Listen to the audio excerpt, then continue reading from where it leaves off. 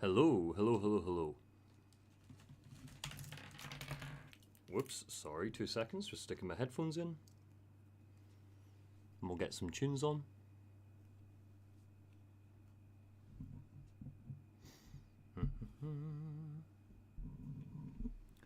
Yes, sorry, the only reason there was a delay tonight was because... Whoops, sorry, 2 seconds, just sticking my headphones in. Cut myself off here, 2 seconds. And we'll get some tunes on.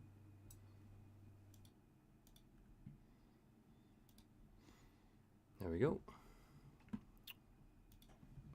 Stick the tunes on.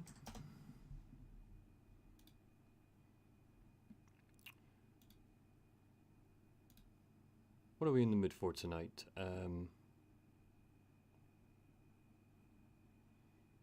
Maybe not Stardew Valley.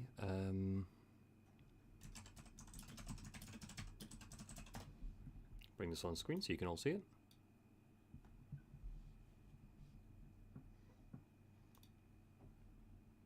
Let's do Glitch City again.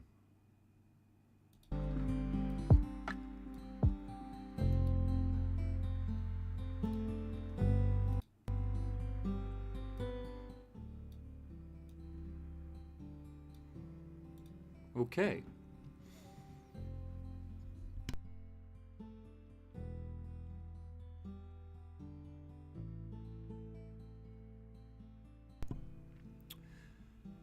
So the goal tonight is to continue writing, duh. We're getting to the point where I think the first draft might be almost complete, which is a really good place to be. We are in part 6 of currently 7, talking about immersive sim and the class divide that augmentations would likely cause. And yeah, let's just see how much more we can do tonight. I will not be streaming tomorrow, just a heads up, no stream tomorrow. But I will be streaming this weekend, and the goal is still to get to the point where before the weekend is out, I have a second draft complete and a hopefully all the audio recorded. Hopefully, but we'll see how that goes.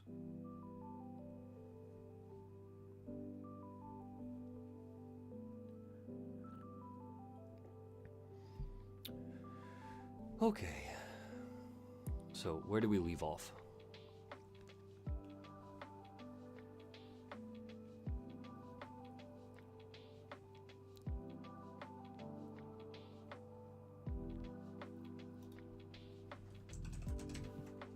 Change that to hypercapitalism.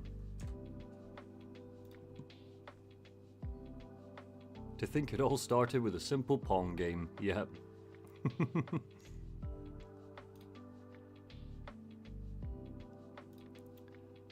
So, let's start here. Hey, Bikesh. The future of 2072 isn't the sort of world that someone like Zoltan Istvan describes. One of his campaign pledges was for universal basic income to protect people from job losses, but we see that's definitely not the case. Citadel Station has an ingrained class hierarchy where executives aren't rewarded for their merit, but for their loyalty to the megacorp.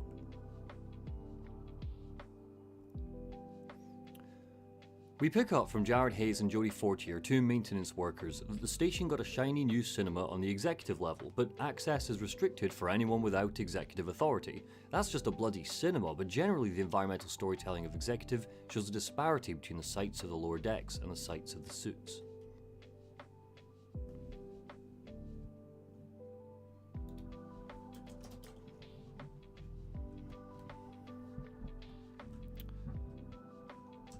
Some execs even bragged about it.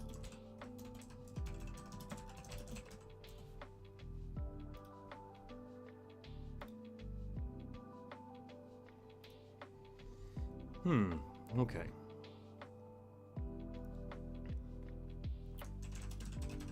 The natural world coats this level. What we haven't seen up until now. The walls look like polished wood.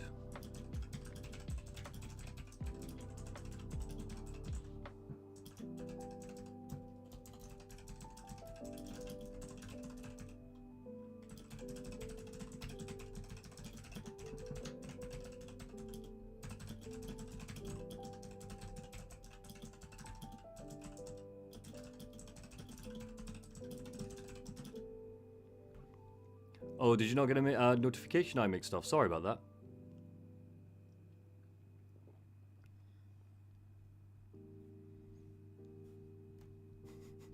Hey, Melody.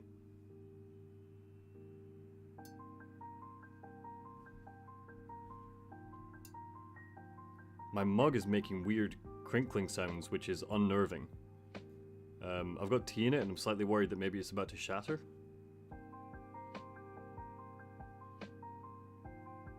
I think we're okay. If suddenly I run away, you'll know why. It's because my tea spilled on the desk, but I think we're all right.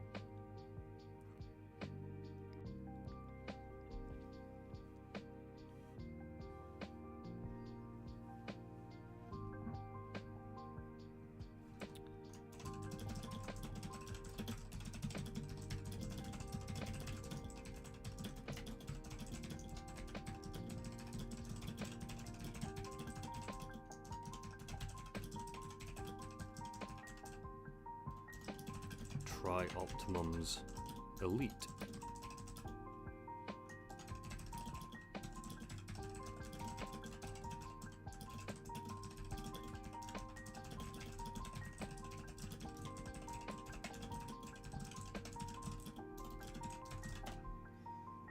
Yeah, I like that.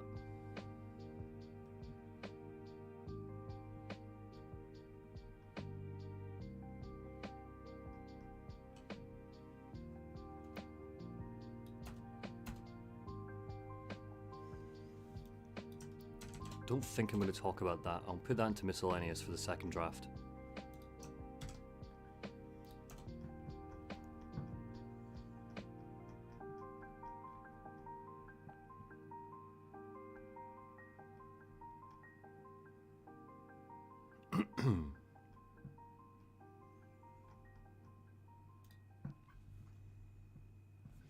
Just for those of you who just joined us, we're listening to Glitch City again tonight. Because a fair few of the streams where I'm not just using Glitch City seem to have been copyright struck, so we're just going to stick to this station. Just in case. Again, none of these streams should be monetized, but if you do get a copyright strike, sometimes ads will get played on them without you wanting them there. And I don't want any ads on these, so... right. Considering...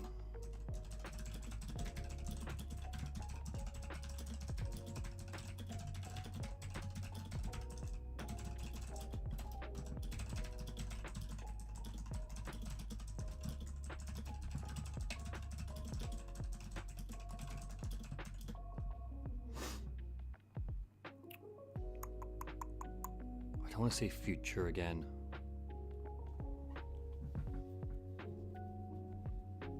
Okay, so it's one for the second draft.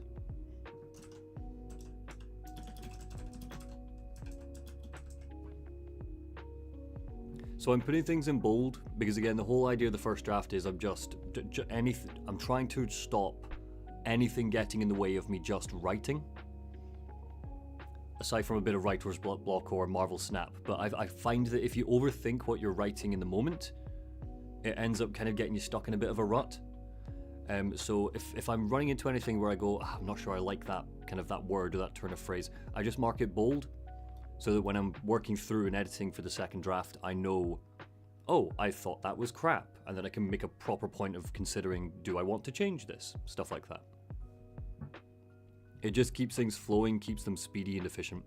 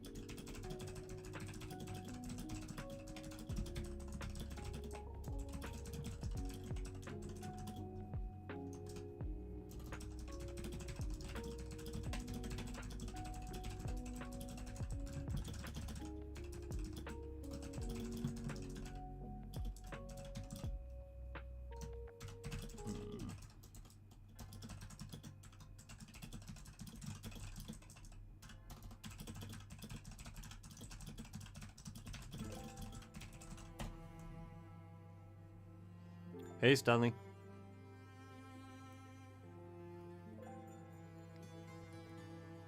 Hey, Crispy, thanks very much. That's really kind. I'll let Chase and Neil know.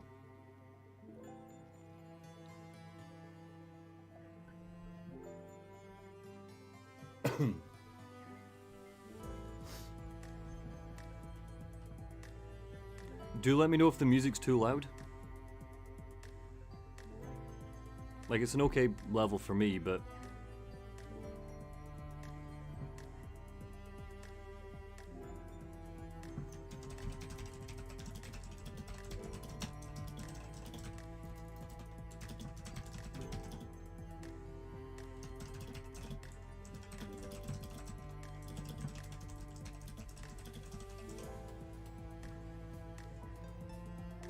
How much does a pacemaker cost if you live in the US?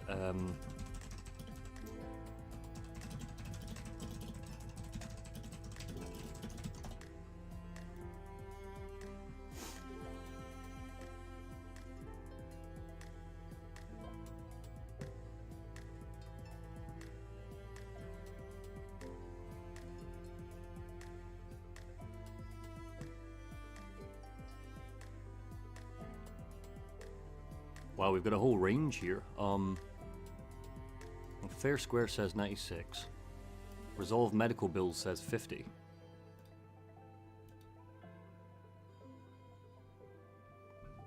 Oh, thanks, Crispy. The Resident Evil and the Metal Gear Solid ones, they're not...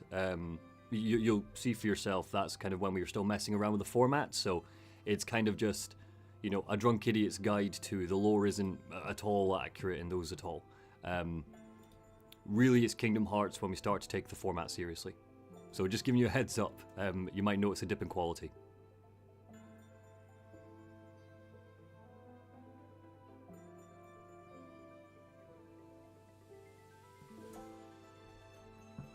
(2022). According to a study published in the Journal of the American College of Cardiology, 10 to 50. I mean, this one's more up to date. How has it dropped by 40k in a year?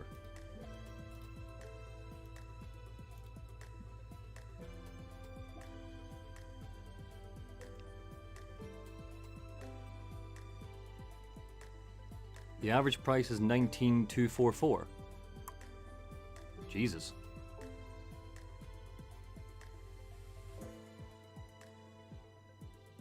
Because New Choice Healthier is giving me 73.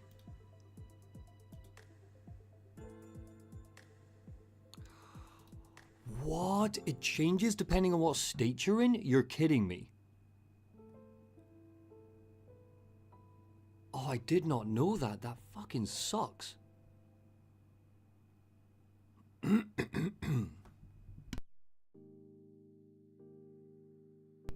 Sorry. Okay, so it's giving me upward costs beyond 50, so I'm going to stick with 50. It can range from 19k, this is saying, up to... The cost can range from 19 to 96,000 for a pacemaker.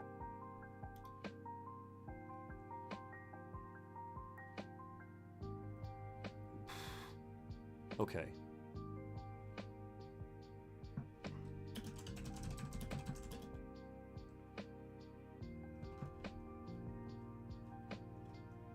I'll just say 20,000.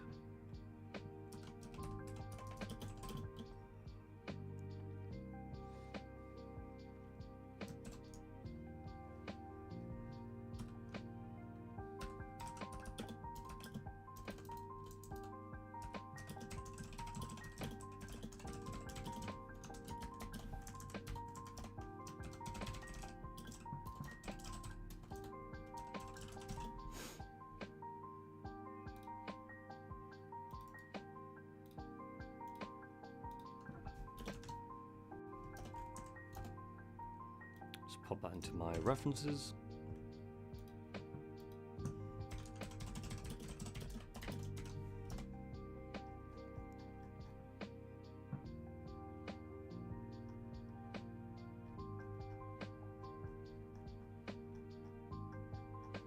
Right, any Americans in the chat, you're about to get a nasty shock because I know how much a pacemaker is in the UK. Let me get it up for you.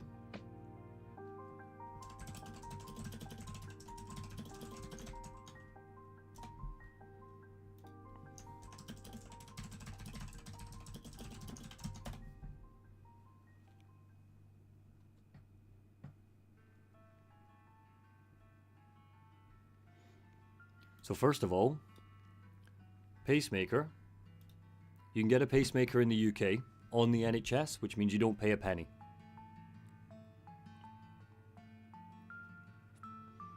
I'm primarily talking about NHS Scotland here because England is a little bit different from us. So I'm speaking from personal experience in Scotland. England, it seems like it might be the same situation.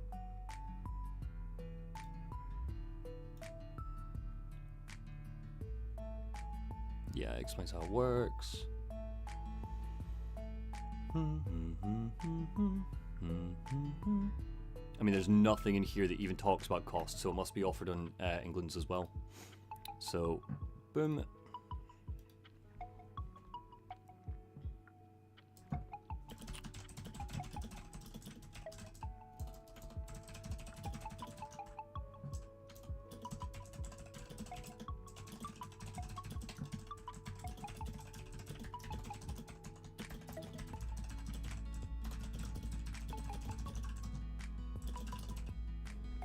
How much does it cost if you go private in the UK?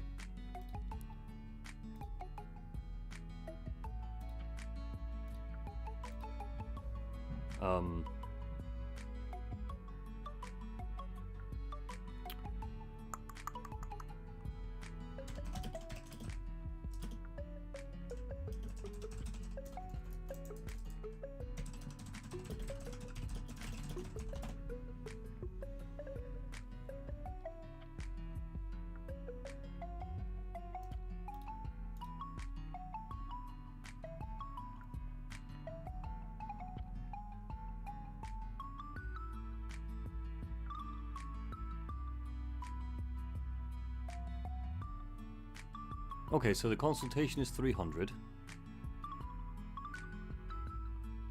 No, I want some numbers.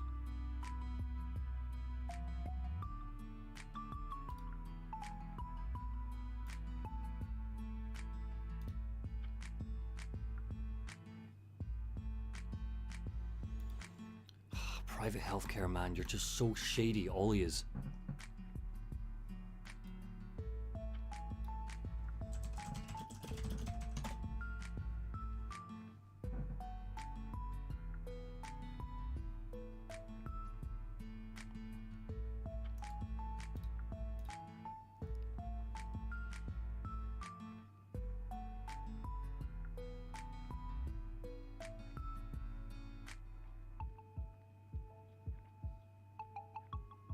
Yeah, so I know the procedure costs about 4,200 for the NHS, yeah.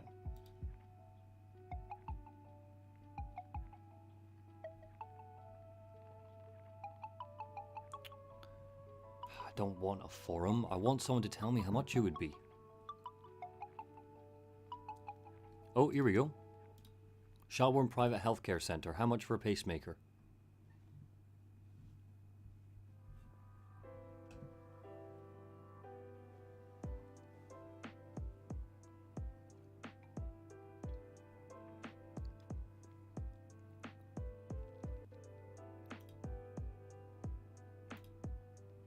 Cardiac pacemaker system introduced through vein standard is about 6 grand, including follow-up but not including diagnostics.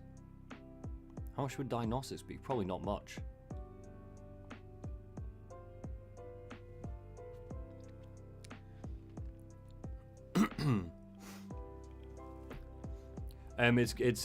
Yeah, so what we have in the UK, Bikesh, is the NHS, the National Health Service, which is free at the point of use, which basically means you can walk into a hospital, make your appointment. The problem we're currently running into is it's so underfunded by our government that currently waiting times are quite long.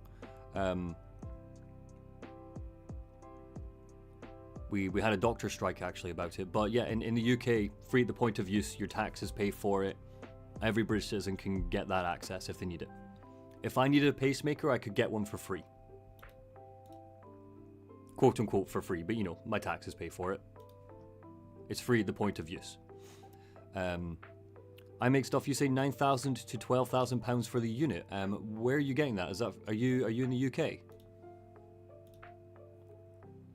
Ideally, I would like a source so I can reference it. Oh, does Bulgaria have that too, Bikash? Sweet, I didn't know that.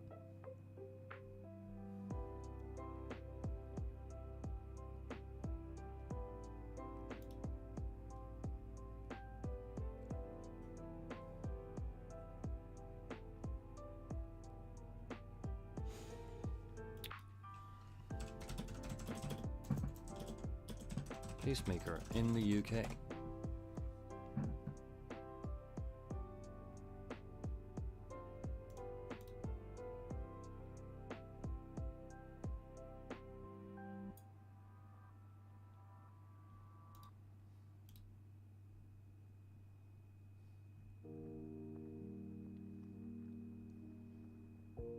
From 4,800 quid for a pacemaker.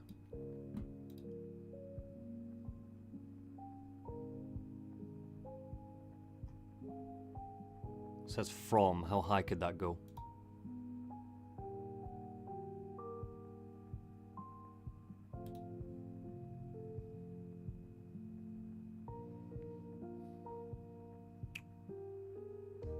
Okay, so you have your consultation.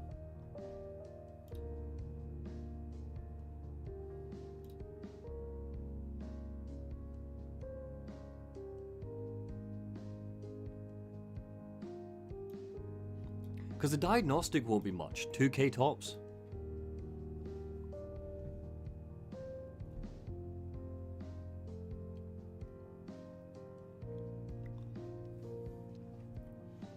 I think I could confidently put that in. Let me get the link.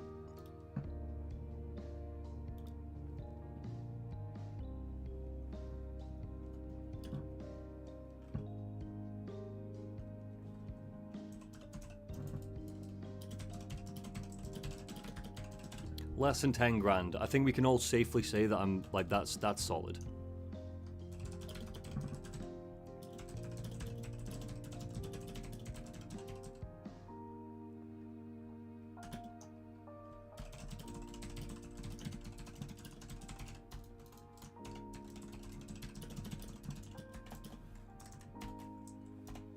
I sound like Frederick Knudsen. I don't know who that is. Frederick Knudsen.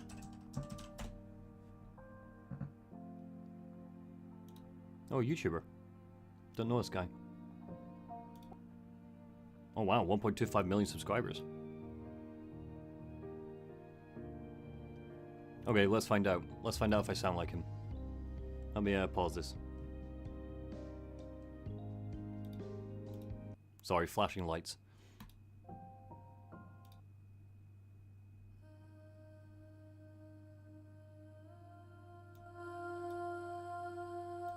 Before their incredible might could be wielded, one would have to be built. Much like the dreadnoughts before them, the different parts of the carrier, mothership, and Titan would need to be constructed separately in different capital shipyards, then brought together and assembled. No power based in empires. I don't see it, Alfir, but I appreciate the kind words. He's got a lovely voice. Anyway, sorry, back to this.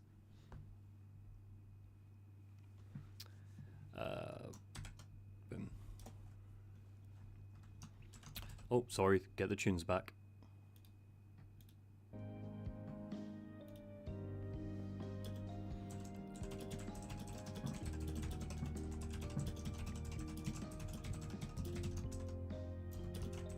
How much will a Neuralink cost?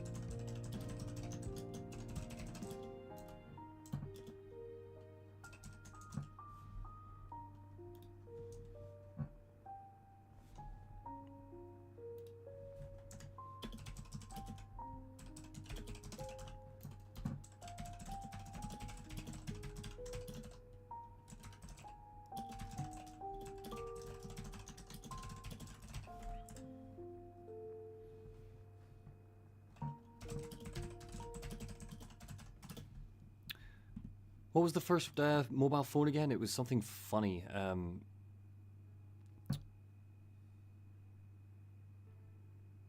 It was Motorola. I know that Motorola did it first. Motorola, first ever mobile phone. Might get a couple of fun ads up here, actually.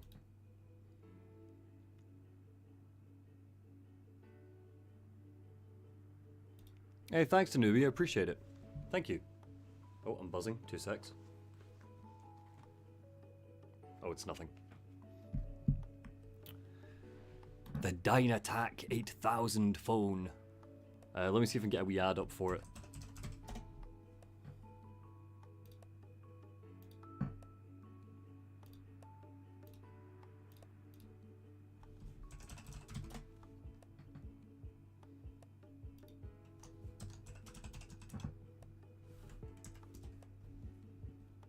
Oh, here we go.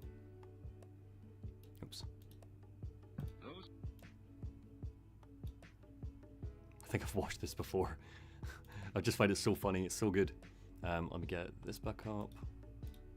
All right. So this is an advert for the first ever mobile phone. Sorry, I realize that some of you might not be following along. I'm going to talk about phones because, you know, quote unquote, everybody has a phone now, and like, how much were they when they first came out? Because they were extortionate, if I remember rightly. Oh, cool. Thank you, Bikash. I'll fix it in a sec. Hey, Jeff. Thank you very much. Happy New Year. So this was the sort of commercial you got. Getting a car phone is not for them, whatever the reason. Haven't kept up with the booming industry of cellular radio telephones. Scenes like this are becoming commonplace in U.S. cities where cellular is available today. This revolution in communications could make it possible for more and more people to have a phone in their car, or even one that travels with you. Like this unique cellular portable made by Motorola, which weighs only 30 ounces. Right now, businessmen and women are major users of radio telephones where cellular is in service. But more people will take advantage of cellular as its benefits become apparent.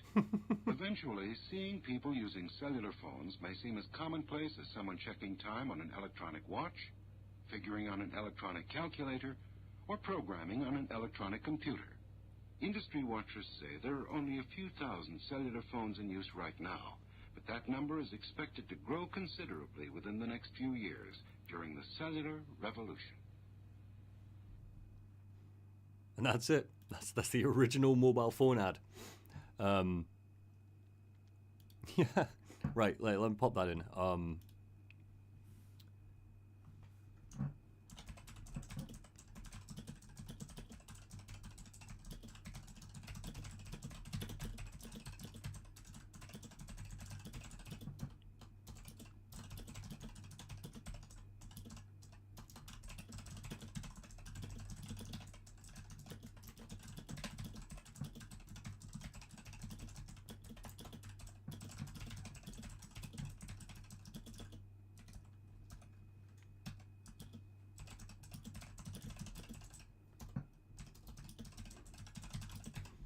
Drum roll, please. How much do you reckon this is going to be? Let me find out. How much?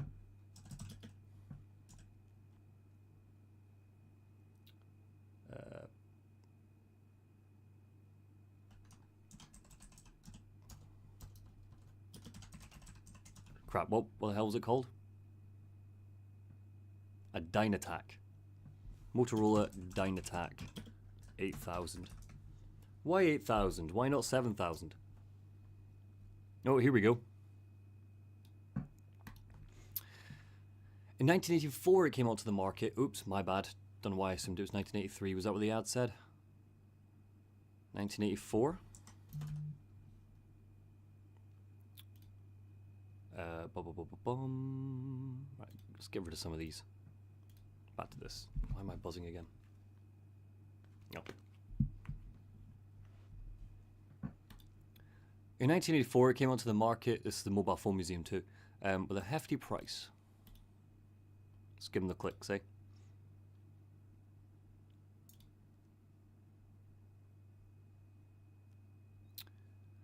It came onto the market with a hefty price tag of $3,995. Jesus Christ. The equivalent to $11,500. 11,000. I mean, I don't have $11,500. Do you? $11,500 for this piece of shit. Wait, wonder if we can find an old ad.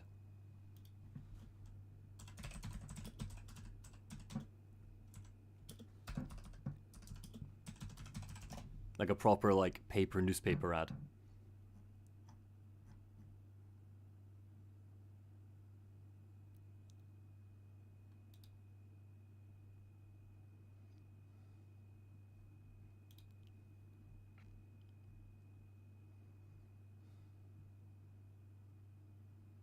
No, let's just talk about that advert. Okay.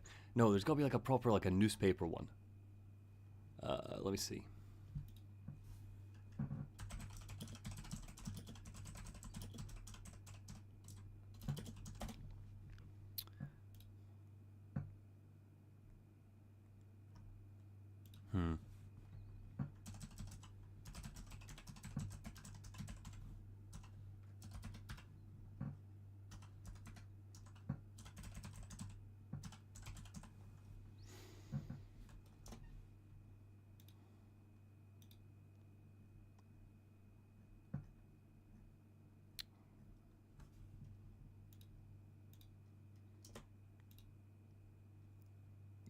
Oh, yep, here we go.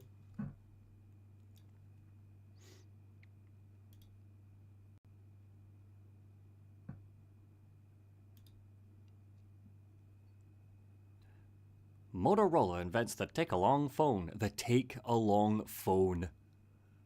How amazing is this? $60 to $100 a month in service. Oh my god, this is going in the video. I don't care. You can't stop me. I'll just put this over onto the second screen. 2 secs.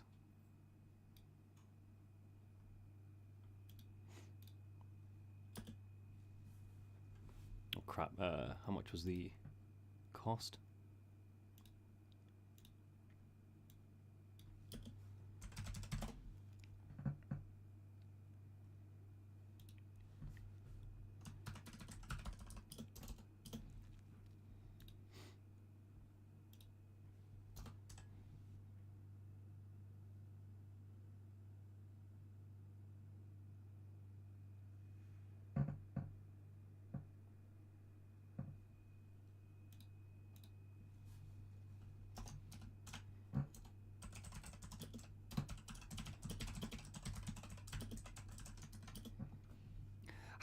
Look at this.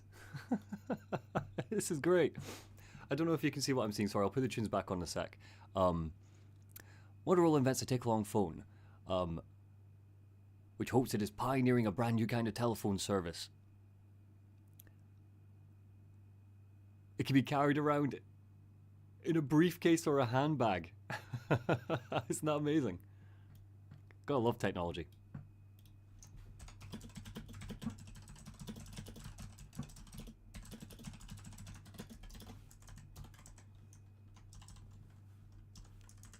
Yeah, it's going in there. I'm keeping it. Don't let me cut this in the second draft, because I will be very upset if I actually get rid of this. Future me will be getting words. Okay. Oh, handbag, not handback.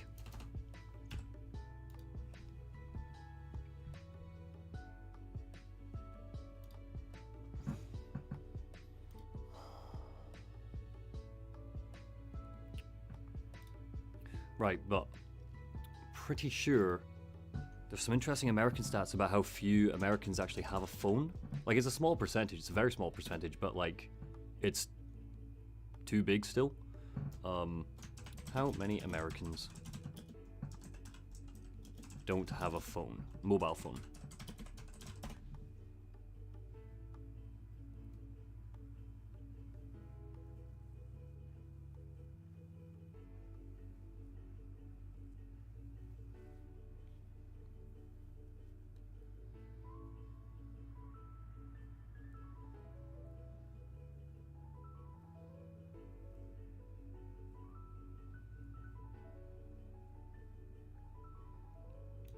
Holy shit.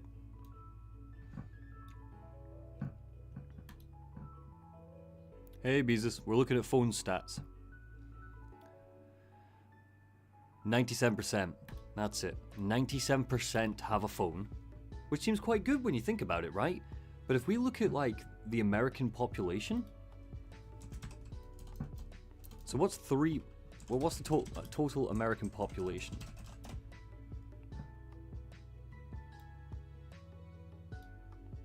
$331 million. How accurate is that? Oh, here we go. Worldometer is always really good.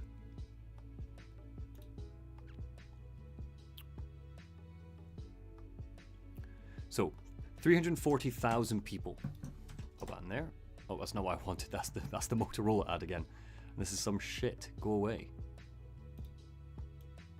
I'd like to keep this number, please. Oh, and someone else just got born.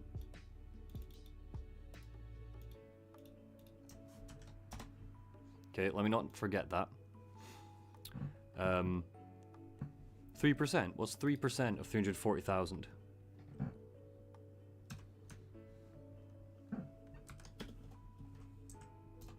I'm sure there's a couple of math whizzes in the chat that can do this quickly, but we're just going to do it here. I mean, that is a lot of people. What is that? What is that when it's at home?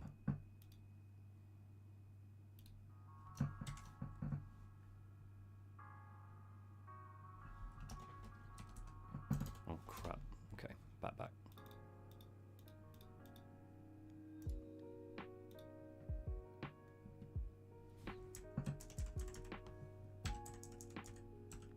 $10 million.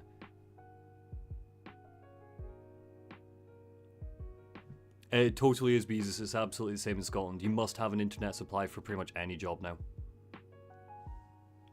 Even the ones where you're required to like work in labs and stuff. Like I'm thinking of the Nubis's job.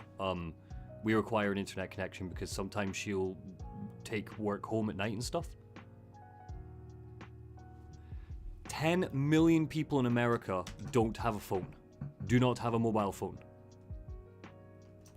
10 million. For context,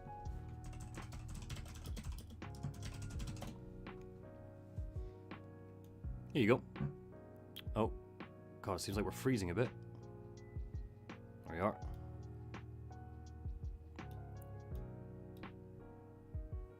$2019, so yeah, give or take, right? Effectively double, almost double the population of Scotland does not have a phone in America. So you think like, oh, 3%, that's not too bad. This is going into the video, this is why I was checking this. But Monty, you say? You might say. Because I don't think a lot of people are actually going to say this. Everybody has a phone.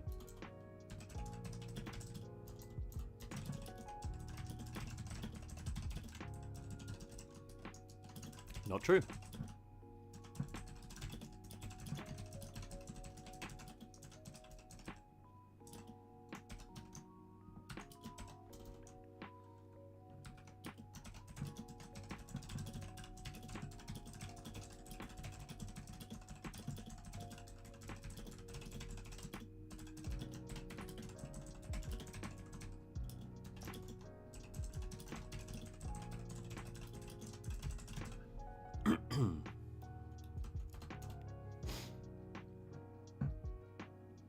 It's almost twice the population of the country I live in, lol, yeah. America's a big country. Let me make sure I've got the sources for this. Crap. Pew Research Center, wasn't it?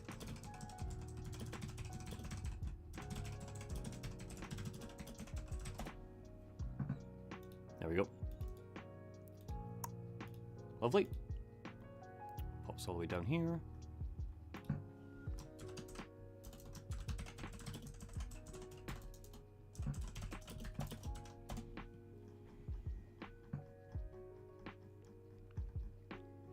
So I always list the, if I think I'm going to be like showing the source on screen, I'll always just put it into the script. It just helps me out.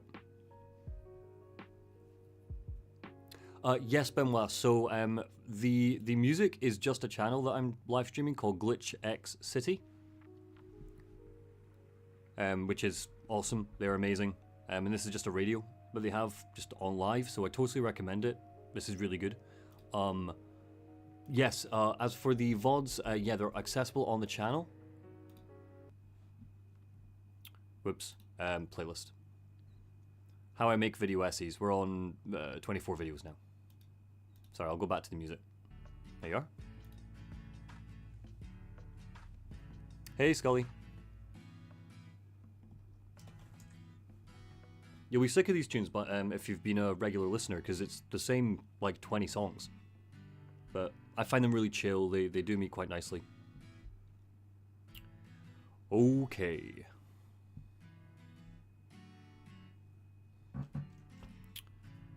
Let's get into Nick Bostrom.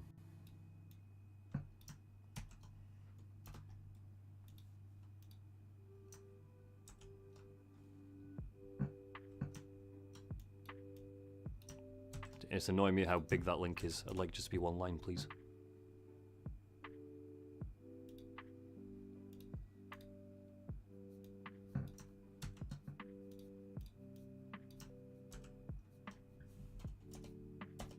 There we go.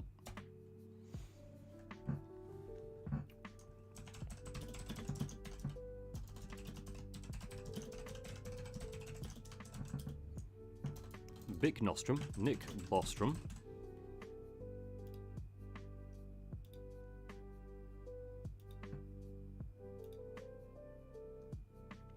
Hey, no worries, Benoit. Anything that helps.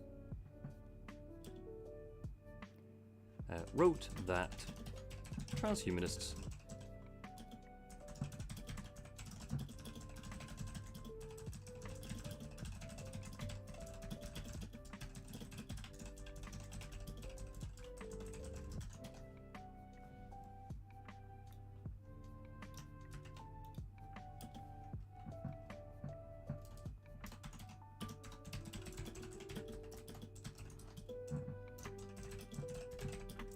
powers.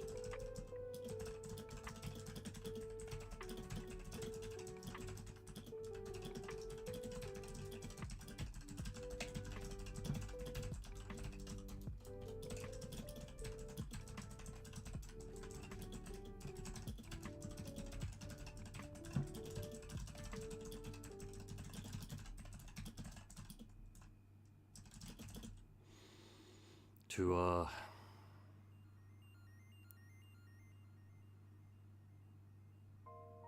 stretching.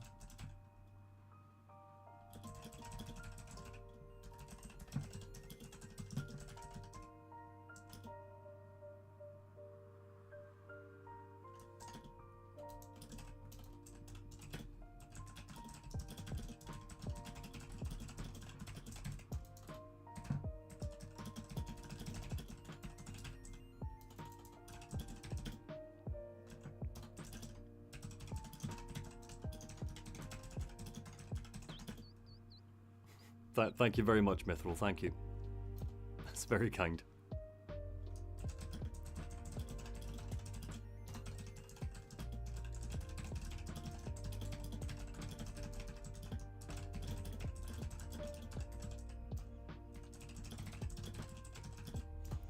Who do you think a hospital would rather have hire as a surgeon?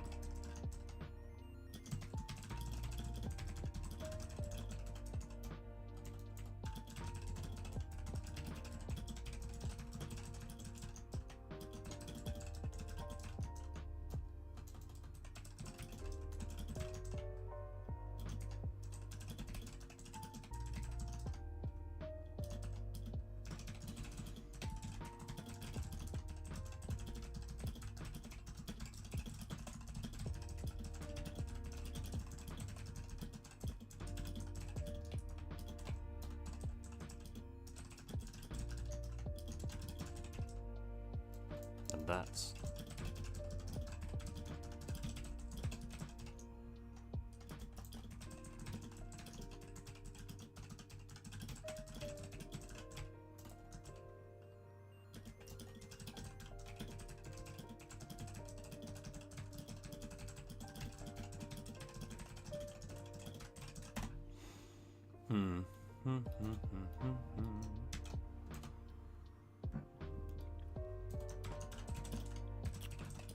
good old Nick Bostrom.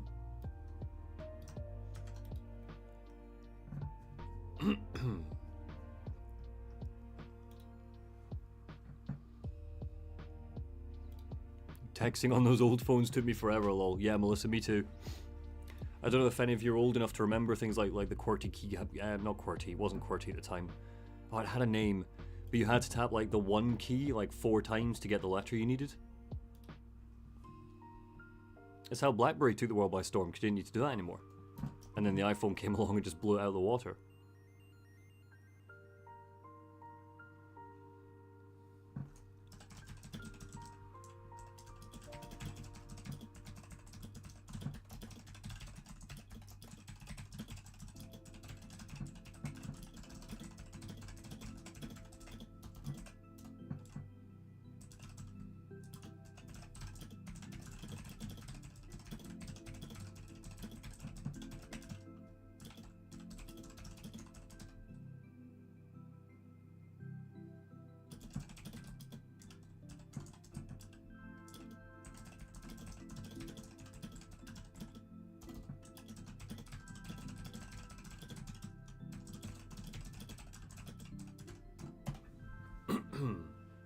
A rotator dial, nice.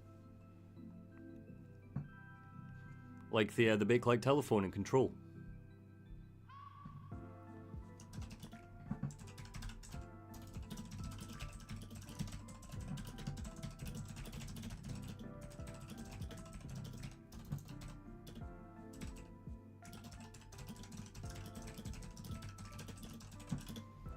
The wearable chairs.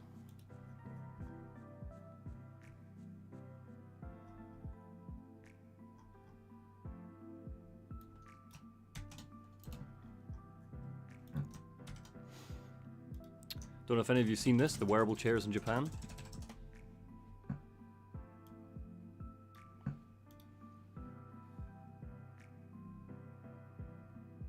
For surgery. Yeah, here we go. Japanese manufacturer develops wearable chair for surgeons.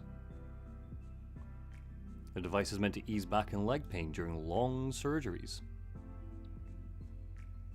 Effectively, they're making augmentations to make you work more. That's what they're doing. Pop this in my references.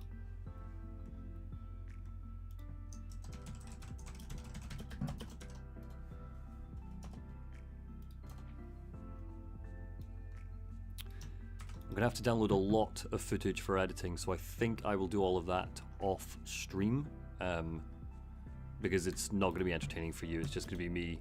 Yeah, they're real beeses. Yeah, they're real. They're being used in Japan right now by surgeons, apparently.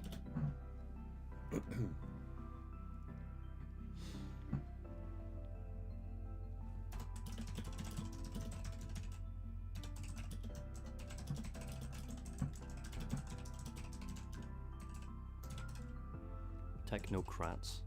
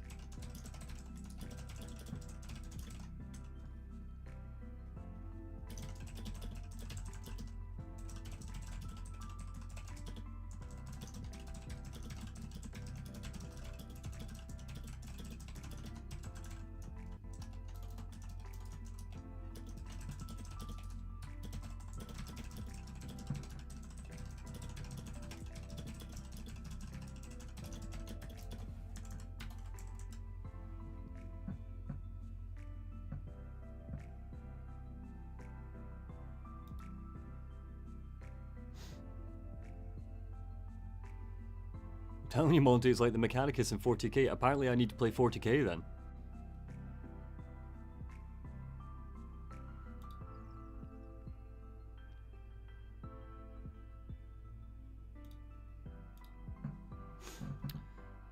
Okay, try Optimum. Did you all see about the SAG-AFTRA news? With the voice acting. AI voice acting is back on the table, boys.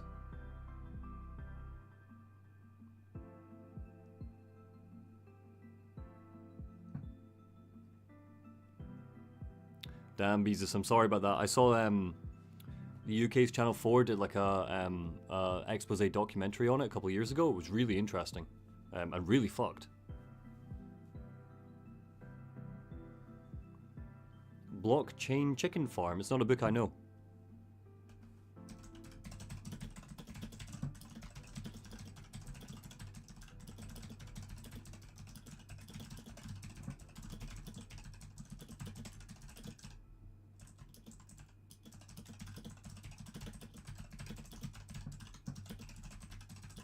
Citadel Station.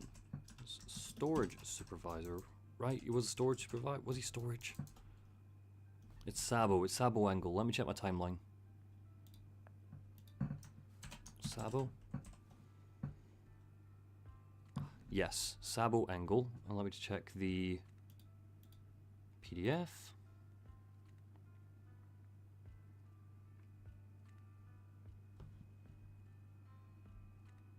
Yes, he was a storage supervisor. Good for me for remembering that. Nice one.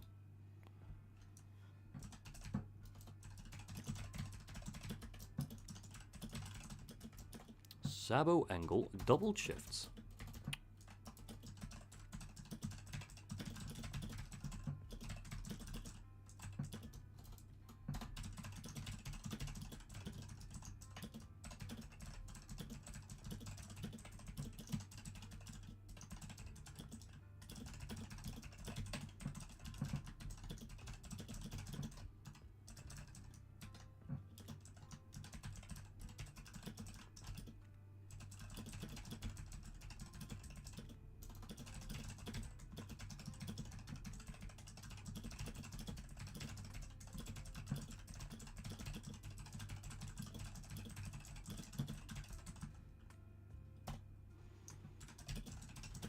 What's the alternative? Talked about that. Yeah, what is the alternative?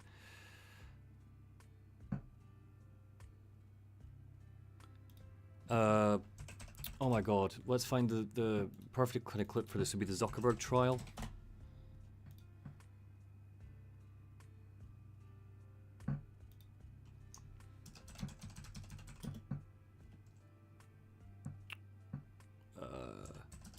How do you make money?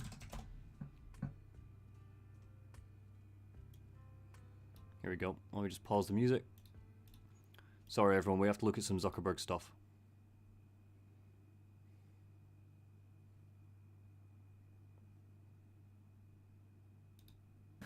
Mr. Zuckerberg, I remember well your first visit to Capitol Hill back in 2010. Mm-hmm. You spoke to the Senate Republican High-Tech Task Force, which I chair. You said back then that Facebook would always be free. Is that still your objective? Senator, yes. There will always be a version of Facebook that is free. It is our mission to try to help connect everyone around the world and to bring the world closer together. In order to do that, we believe that we need to offer a service that everyone can afford, and we're committed to doing that. Well, if so, how do you sustain a business model in which users don't pay for your service? Senator, we run ads. Like, look, he's a horrible little worm man boy and I hate him, but, like, what the fuck? Like, Jesus Christ. How do you make Mark Zuckerberg look, like, funny, you know? Also, pretty sure Hatch has passed away, right? He's gone. Senator Hatch.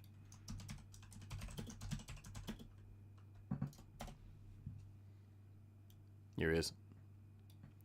RNG Hatch, and he passed away in 2022. Oh, there you go. Wait a minute, how old was he here? How old are you, sir? Quick maths. So this would have been, this is what, 5 years ago? Okay, so crap, terrible. Just how old was he when he died? He was 88, take 5 years off 83. Jesus Christ. Well, this is pretty perfect, I'm afraid. Sorry, pal.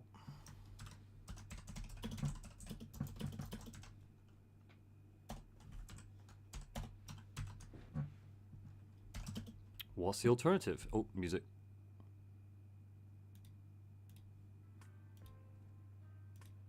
RNG Hatch is a cool name, though. Yeah, you're totally right, Ludwig. Yes, yes, it is.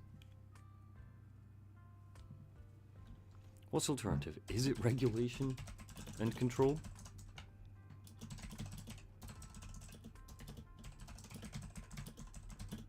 Like 83-year-old.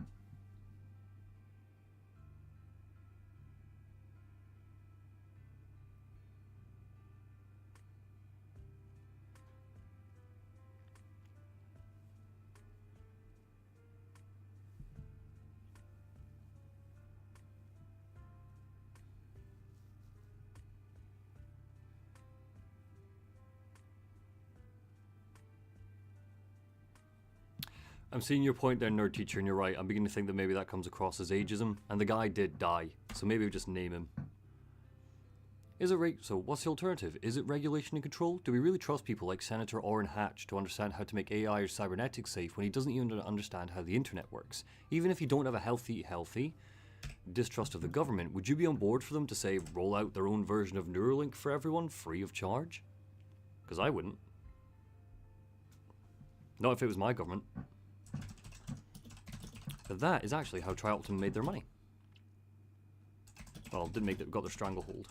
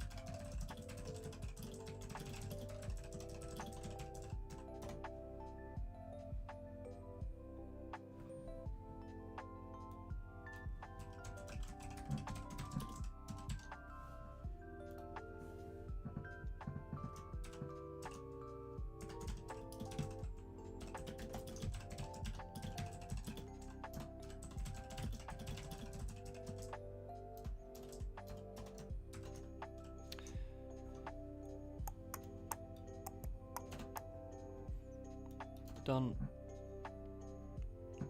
Alright, we are getting there. Good stuff. I think we'll definitely finish part 6 tonight. Maybe even make a proper start in part 7, we'll see. I wouldn't trust the UK government to wipe a dog's backside at this moment in time. Totally fair, Mithril, yep. Hey, Avocado, and we're almost there. I'm on part 6 or 7, and I'm about to finish up part 6. And then it's, redrafting, which will probably be one stream, just one kind of mammoth stream where I just blast it all through. Then recording, which will be one stream. And then it's editing time. Then it's the fun bit, the bit I look forward to.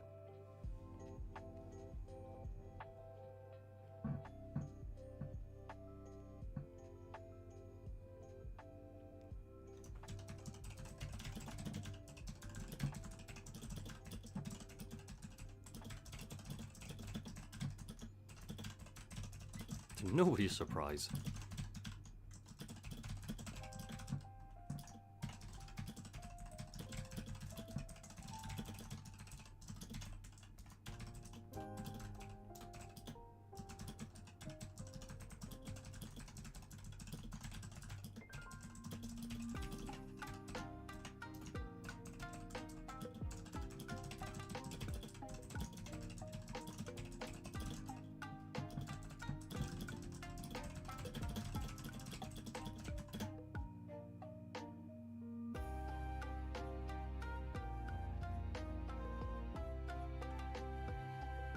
Yeah, I appreciate that, Beezus. Thank you.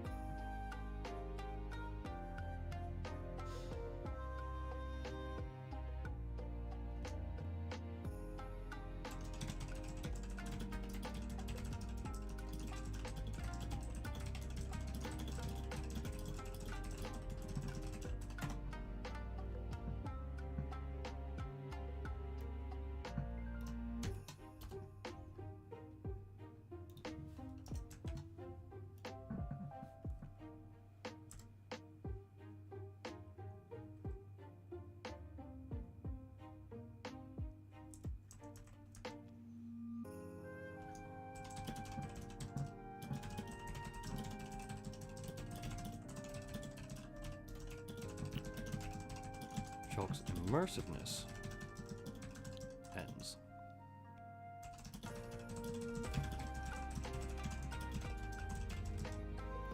Just like before, this seems quite loud. There we go.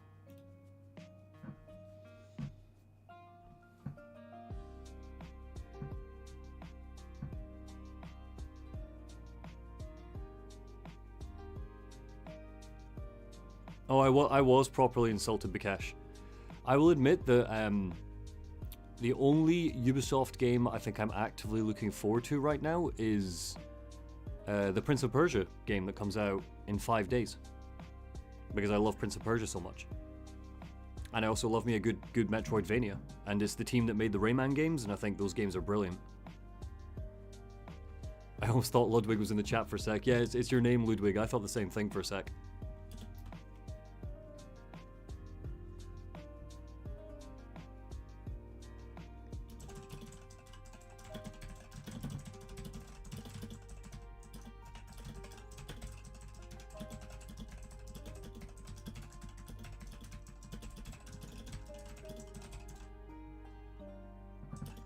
Do I talk about gravity and level design? I don't.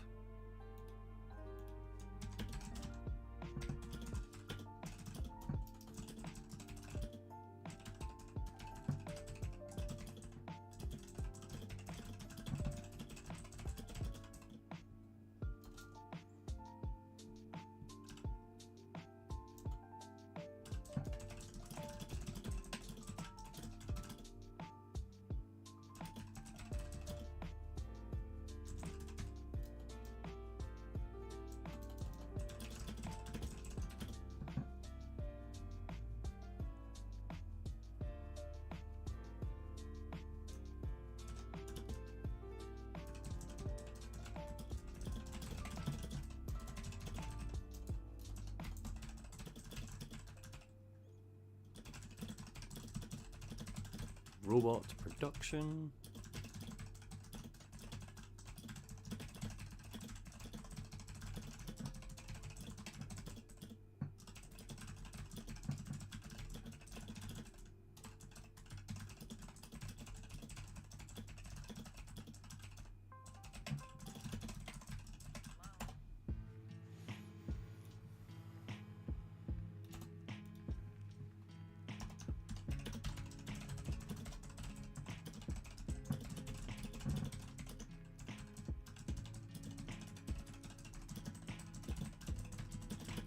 Laser bridges.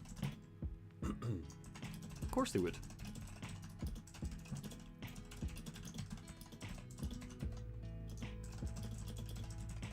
Not just limited.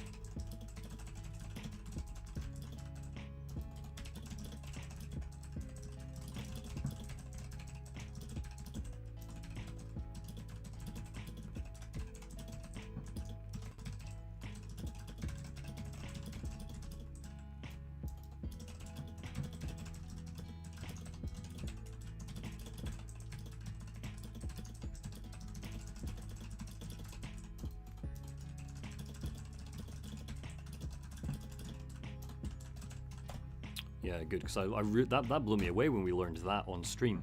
It was very cool.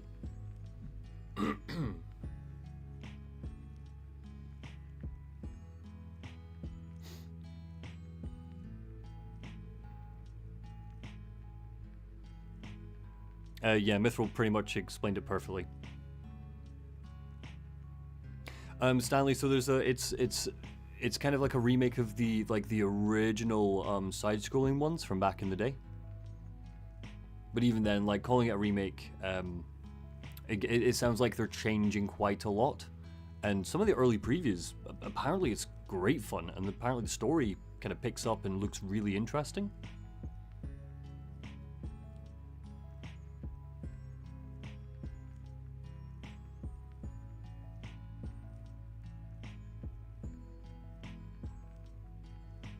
Which game dev corp is worse, EA or Ubi?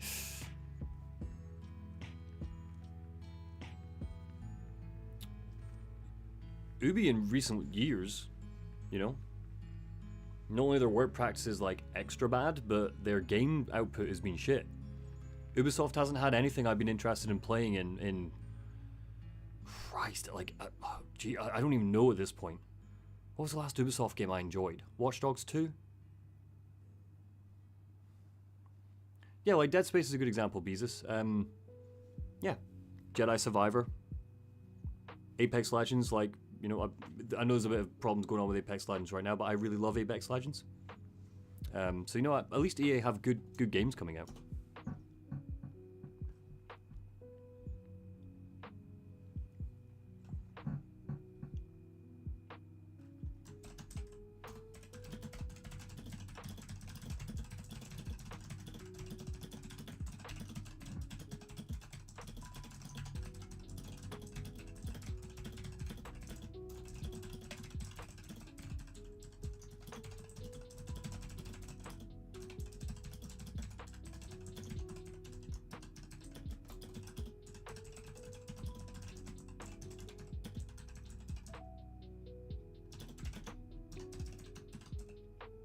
Shit, was it Alpha Zero that did Go or chess? One did Go, one did chess.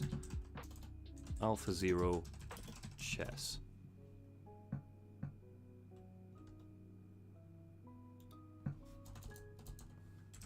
Beats chess champion.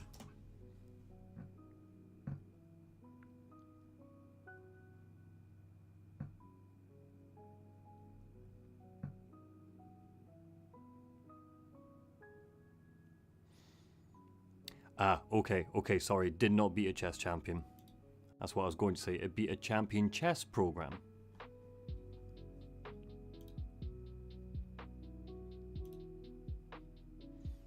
After 2 hours though.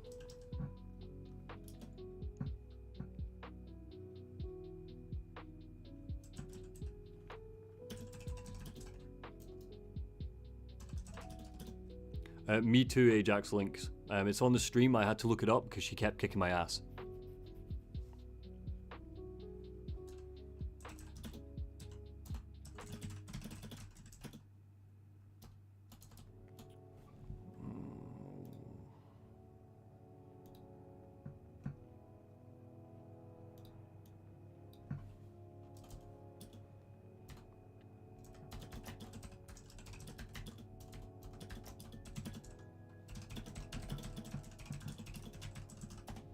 There we go, it's better.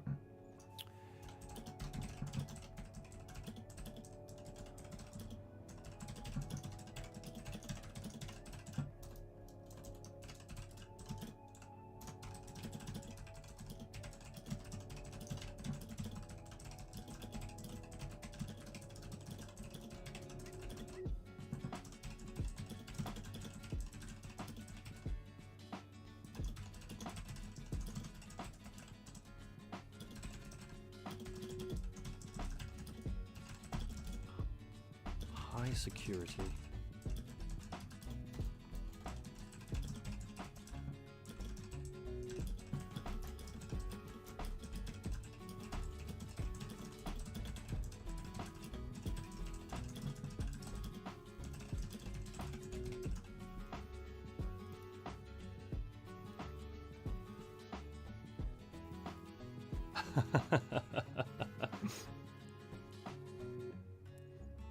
First off, Beezus, you would definitely beat me. I can play chess, but I'm not good at chess. Alienity says, I don't know what you're talking about, boss man. I remember you beating her at chess first try blindfolded. Absolutely. And any footage has been generated, that counteracts that statement has been generated by AI. See you later, Beezus. Thanks for stopping by.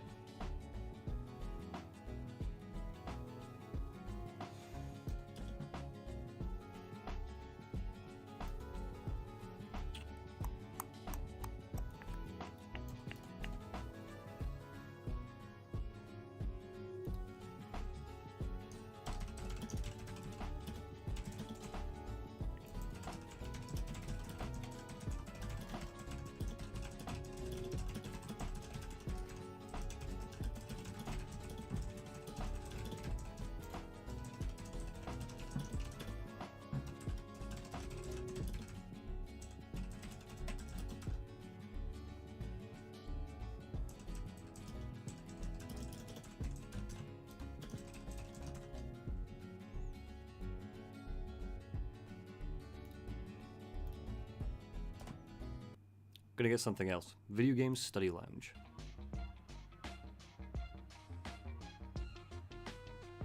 No.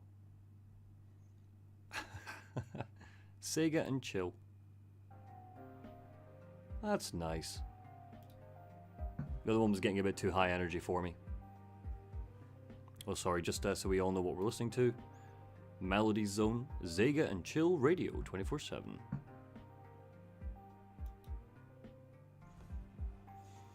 Okay, Dog, this quote is quite long. Can I shorten it at all?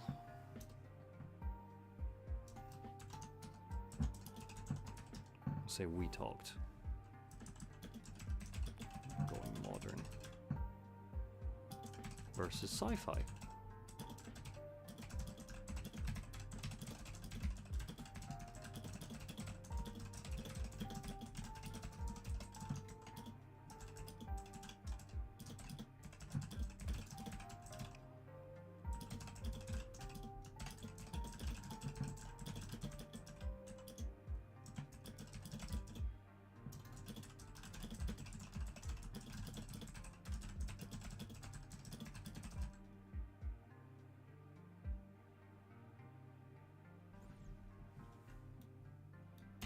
Don't need the rest of it.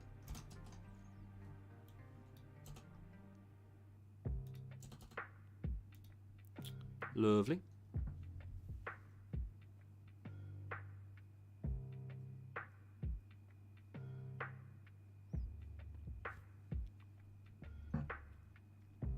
Learning how to play chess is really easy. Being good at it basically requires you to have excellent memory. Oh, okay, Hakai. All right, chess champion. Why don't you play Alpha Zero and then you can come back to me and tell me how easy it is? Can you play it? Can you play Alpha Zero online?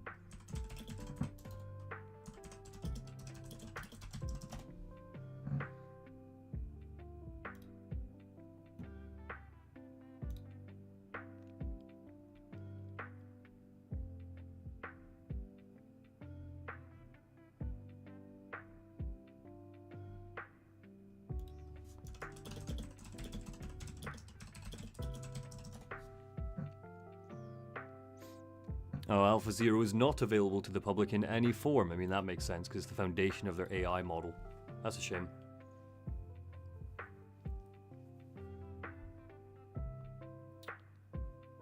All right, I think we're... where are we at? I feel like we're coming for the end now. Yeah. Just wrapping up. Moving on to part 7.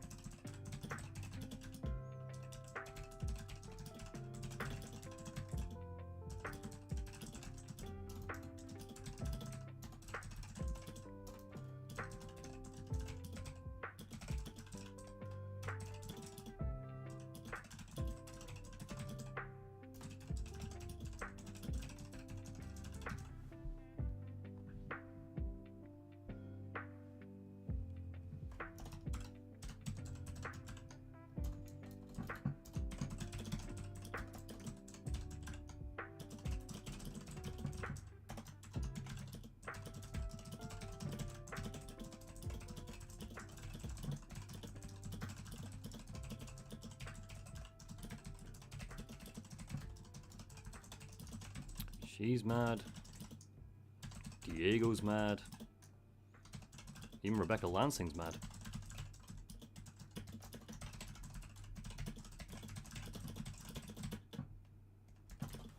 Sure. There you go. Here's my. Oh, a bit loud.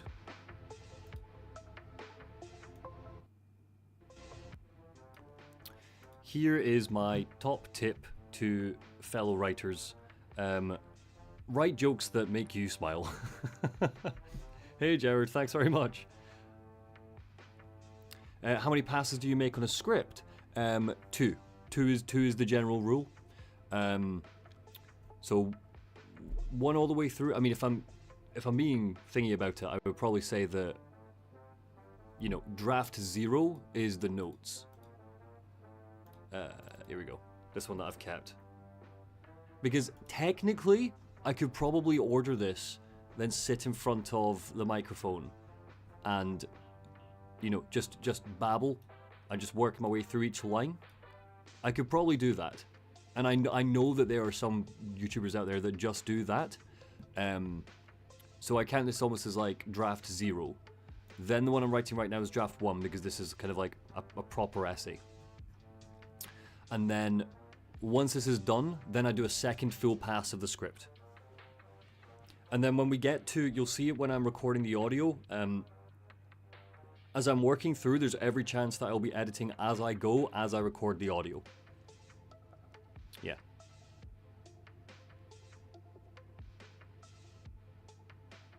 When I write jokes I smile at, people who read them cringe. Who cares, Bikash? It's for you.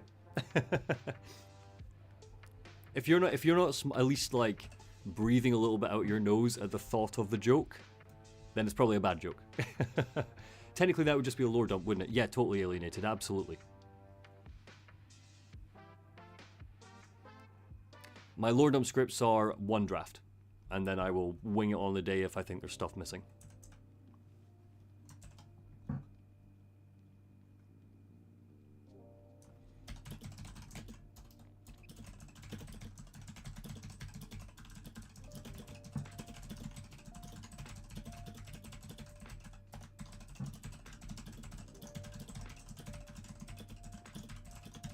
Oh, Persona.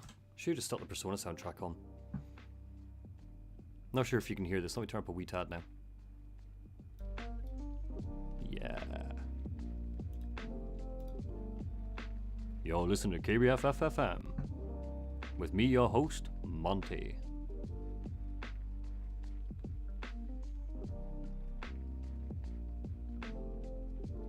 Okay, done. Done.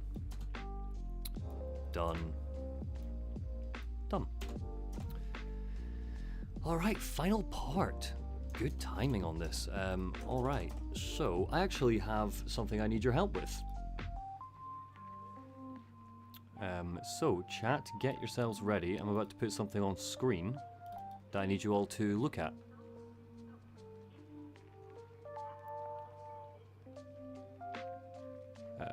Get rid of all this shit. And get you all back up so I can see you. So, this... Oh, I see we've got some questions. Let me turn this down a wee tad. So before I answer the question, chat, I need your help. So I already knew before the stream starting today, I know how I want to open the first part, and that's I want to be talking about these tests that they made Shodan do and what her answers were. So if you could take a look at this image on screen and feel free to toss in what you see. What do you see when you look at this image? It's like a Rorschach test. Gaming Blanket says, how long does it take you to record all of this? Good question. I honestly don't know. I've never sat and timed it. Take the average length of a video, let's say 2 hours, and multiply it by 3 for bad takes, stuff like that.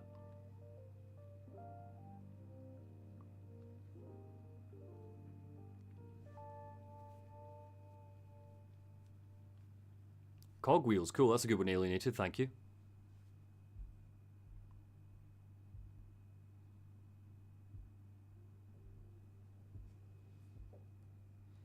A bunch of TIE fighters. Yeah, I kind of see that. A moth, that's interesting. Exploding crystal, that's a good one, Chocovard, thank you. 4 people sitting like the Buddha with a halo of enlightenment. Oh, yeah, I see you. I see the cover of John Carpenter's The Thing. Perfect, this is great. I'm going to use a couple of these. So, you'll see why in a sec. Let me get back to actually writing it. So, how do I want to start this? Take a look.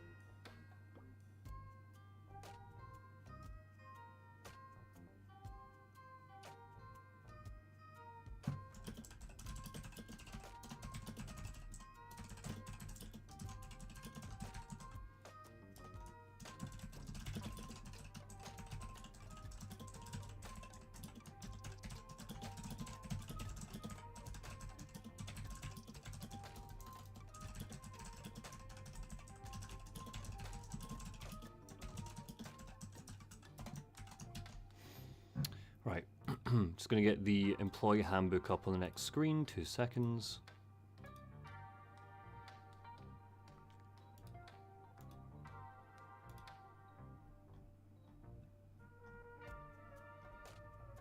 Lovely.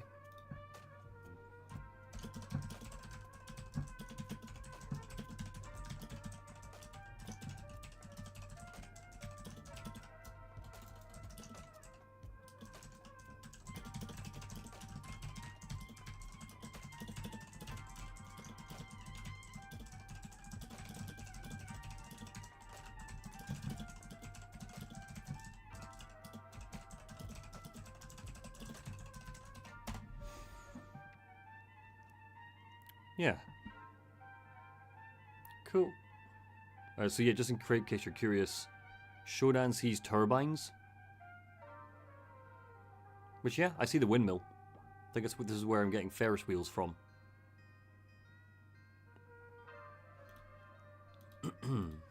Broken turbines, notably. And that makes her sad.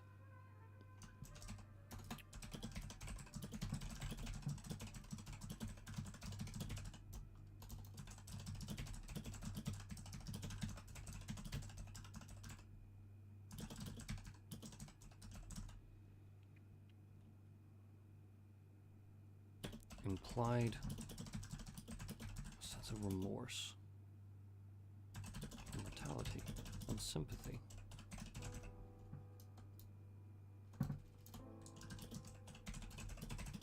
Mortal beings. Tried it, I make stuff. I tried the Invincible and it just did not hook me whatsoever. I've read the book, and the game just did not hook me whatsoever.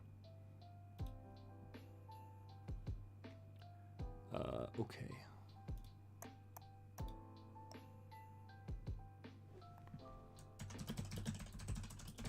Push her on the bridge.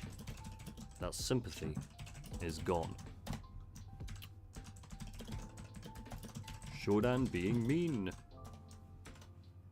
You'll see how the clips are rare. Like, sometimes they're quite specific, but sometimes it's just me being quite vague. I will find the clip when I edit. This test was before removing the ethical restraints, Hakai. Yes, yes.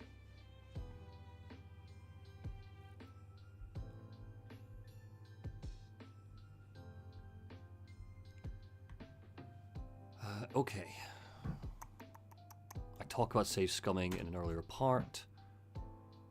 Yeah, that's fine, that's fine. Find Diego. Good to hear Awakening. Talk about the ending, that's fine. Done that already. Done that already. Done that already. Not relevant.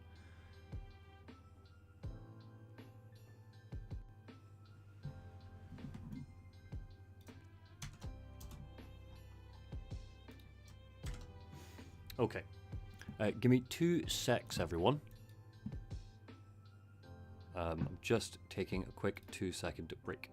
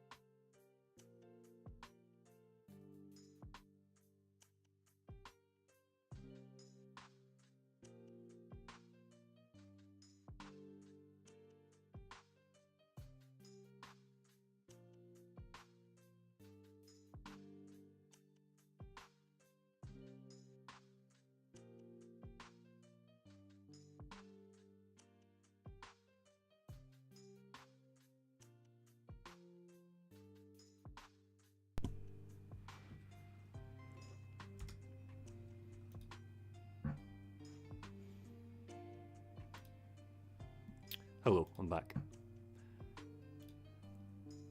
All these Persona ones are making me want to just listen to Persona and chill. Must be some Persona chill music.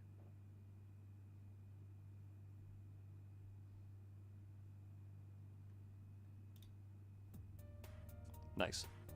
Omni S2, Chill Persona Music, Volume 1. Lovely.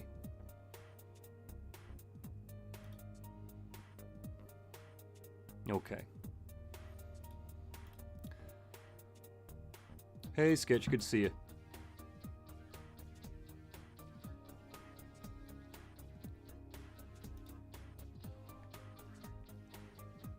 Hakai, I'm going right down the middle with that. So you're saying that could be interpreted either way, that she was benevolent, or, more interesting, she's always had narcissistic behavior. I'm doing both. You'll see what I mean in a minute.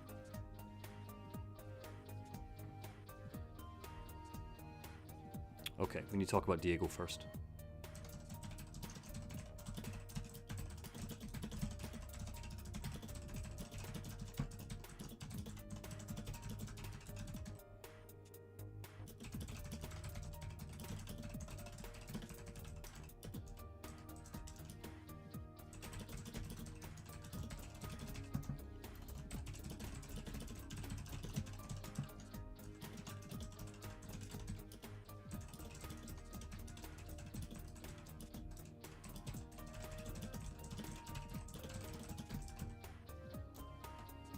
Say gone twice there, has vanished. He's number 1, right? Yes, CY001. TY-001. No more teleporting. Only gun.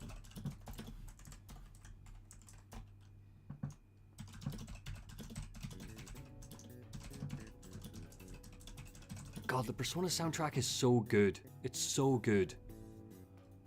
Like, I know that's not a hot take, but like, it is so good.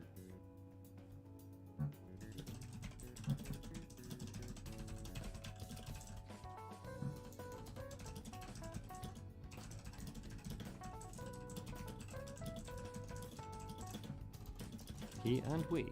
Like, you can't see me, but I'm properly dancing in my chair right now.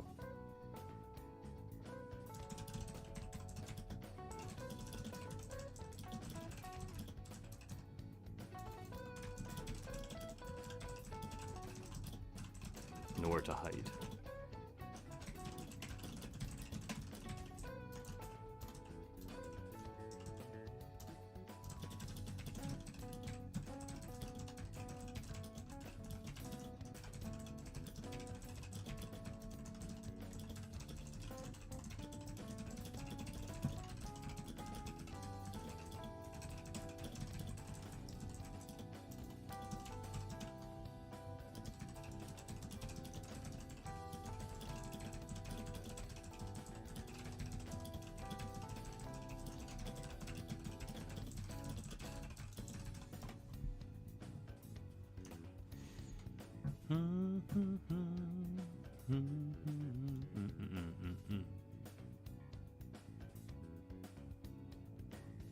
She's beyond a body, okay.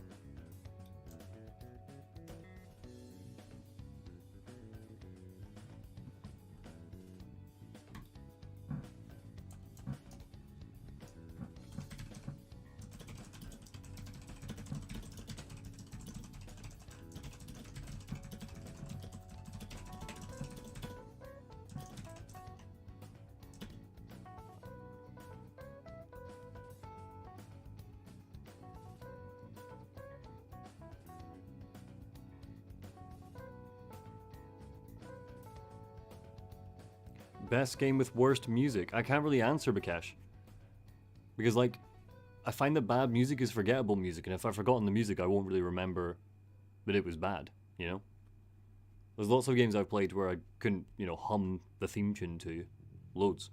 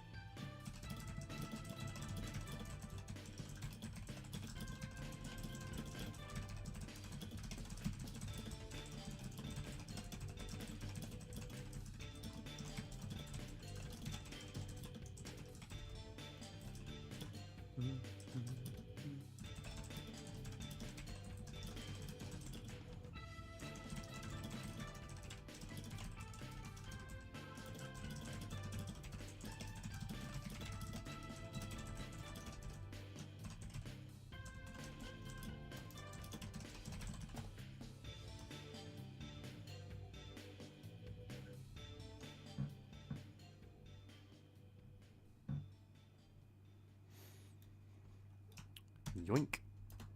I should have put the Persona soundtrack on ages ago. This is like doing something to me. This is I'm feeling very good. We might finish this tonight.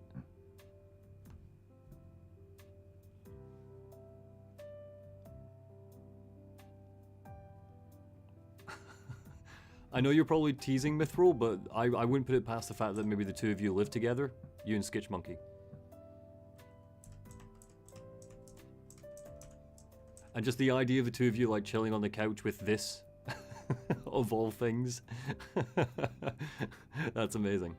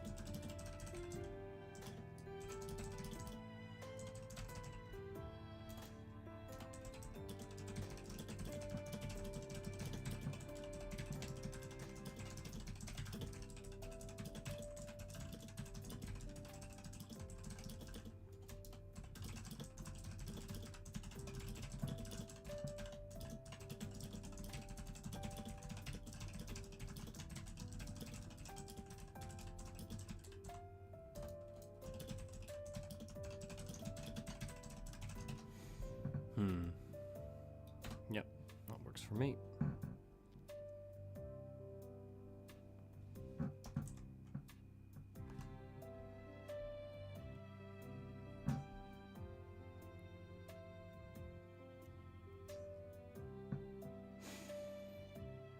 I want to talk about the bonkers thing.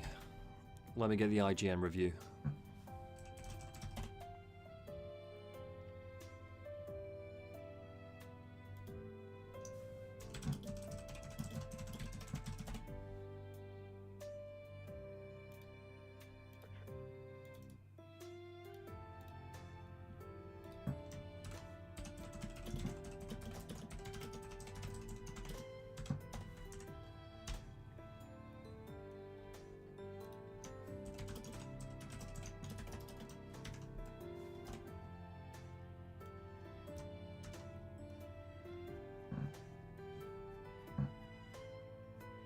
Keep forgetting I don't actually have to go that far back now because we're at the end. But she's not bonkers.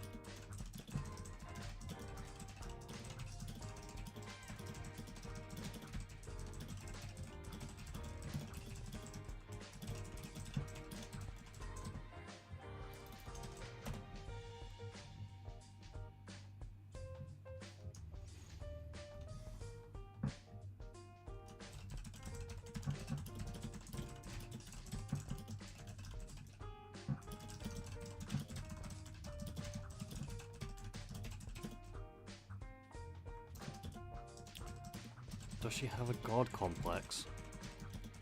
If she is, in fact, a god.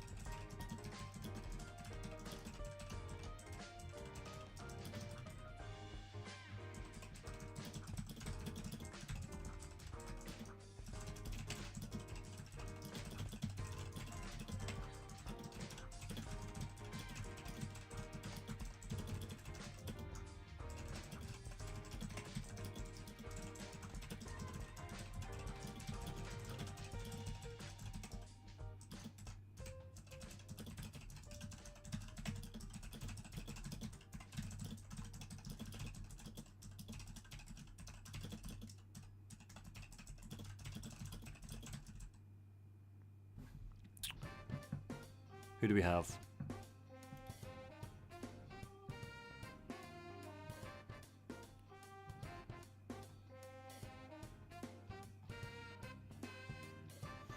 It'll be in my timeline.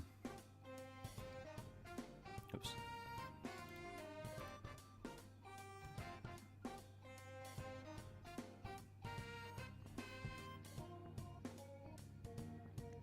Already talked about Arnold, can't talk about him. There was one about a shuttle, right? She shot down the shuttle and they didn't believe she could do it.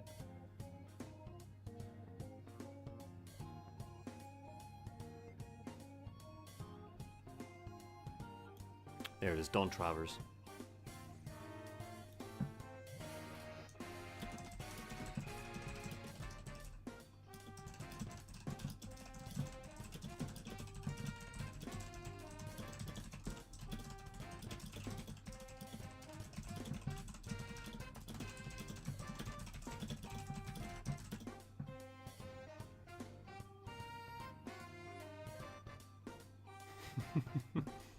Tell your grandson I say hi, Mithril. Hello, Mithril's grandson.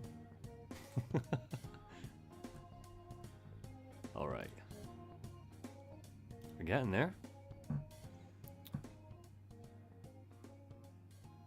Critics of transhumanism say the emphasis placed on tech is tantamount to zealotry, but when you hear Don Travers query why Shodan would shoot down a transport shuttle, he doesn't jump to the most obvious conclusion, that she's trying to take over. Takes less than a month.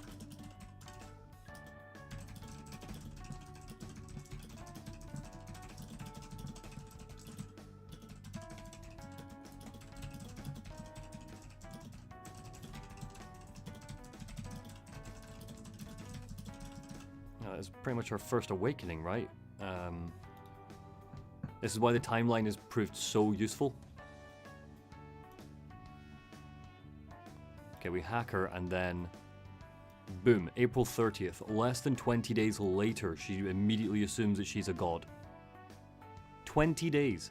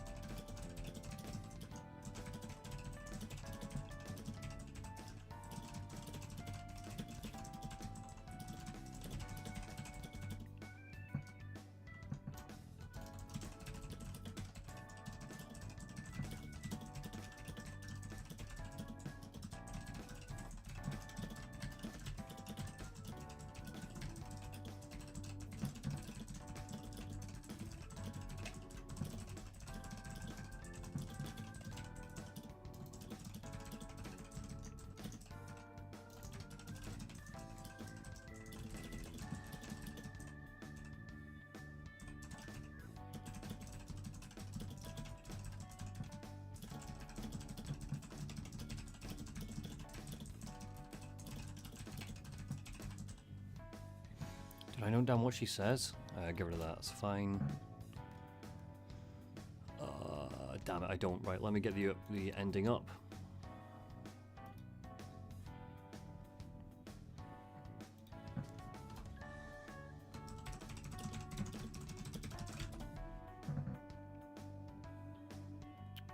Lovely. Let me just pause this, bring this over and pause the other one.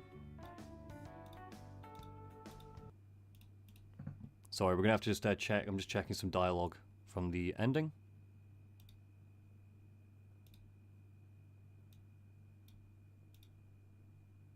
If it plays.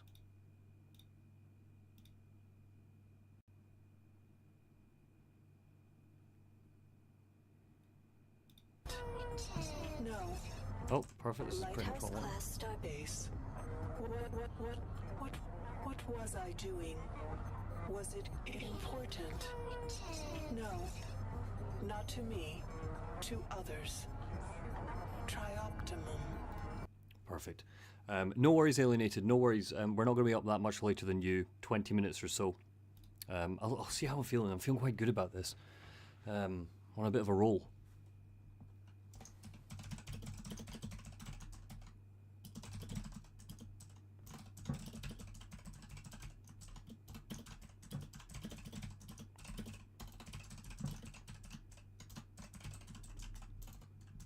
Putting the tunes back on for y'all.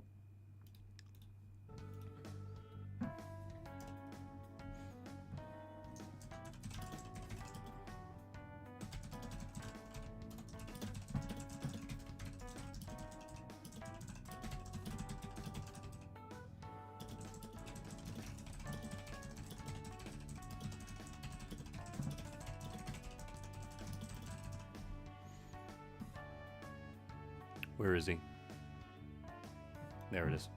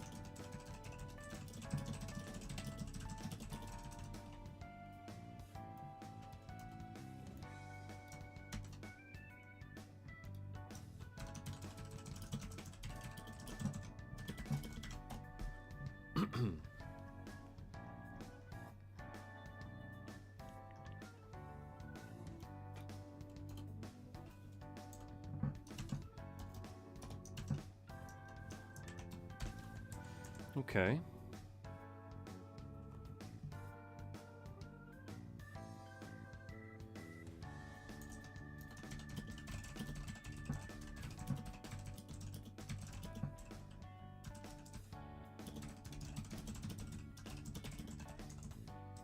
/evolve /mechanize.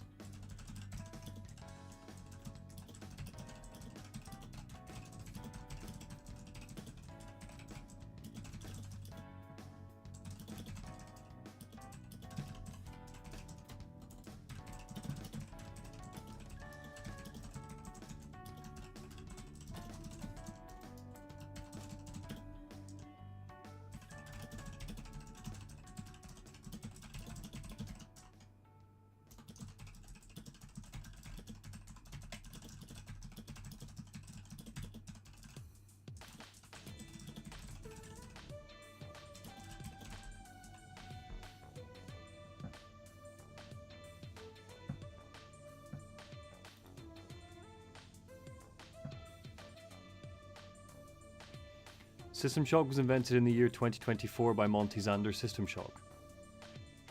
Yes, very good, Olive Tree, thanks. Is that you saying hello? You've arrived at the perfect time. I think we're coming up for the end. Don't like this one. This is a bit much. Okay.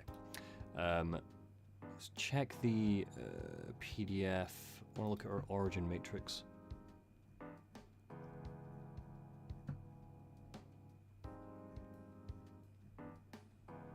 Cool. All right, origin matrix. So programmed into her origin matrix. Yeah, we're almost there.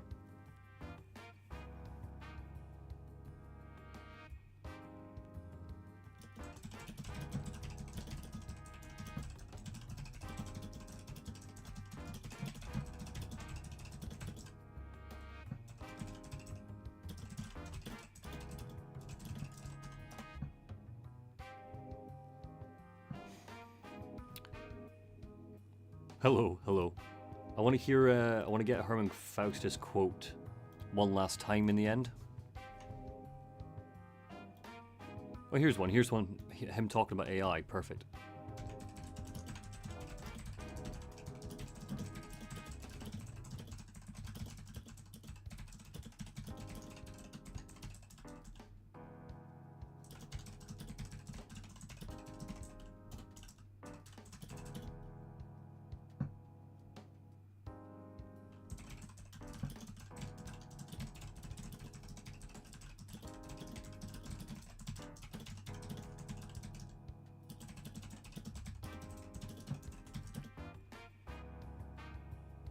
Words, OMG. For context, everyone, this would just hit 2 hours. But again, length isn't the focus. This might actually get quite a bit shorter when we get to editing. It might get longer. Again, I've got quite a lot sitting in miscellaneous that I don't know if I want to fit in or not, but that's for the second draft.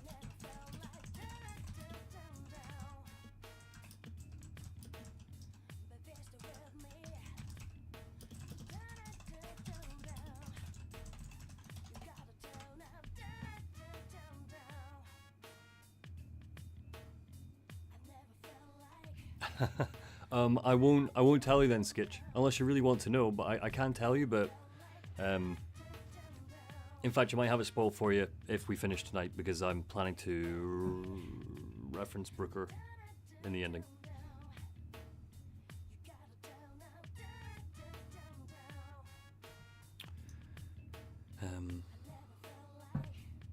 We need to talk about Malcolm while we fight desperately.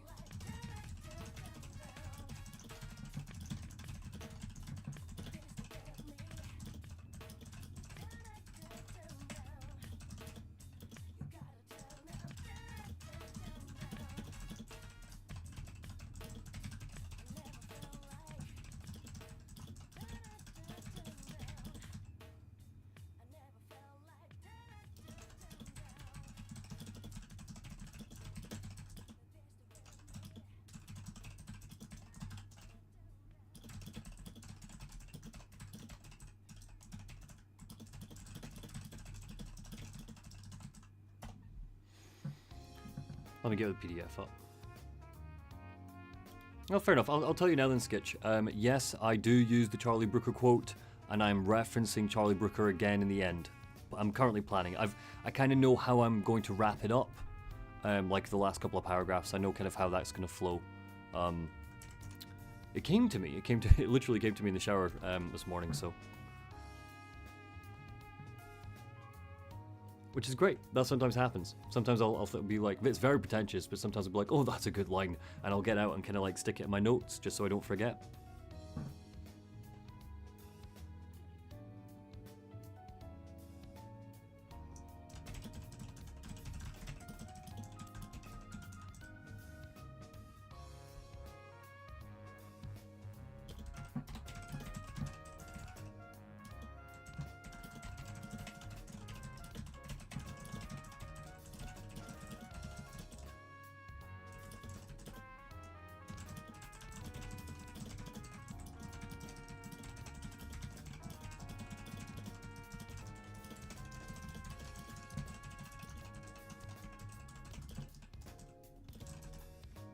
feel like I'm saying backstory too much. See if I can change that in the redraft. Okay, where are we at? 5 to 11.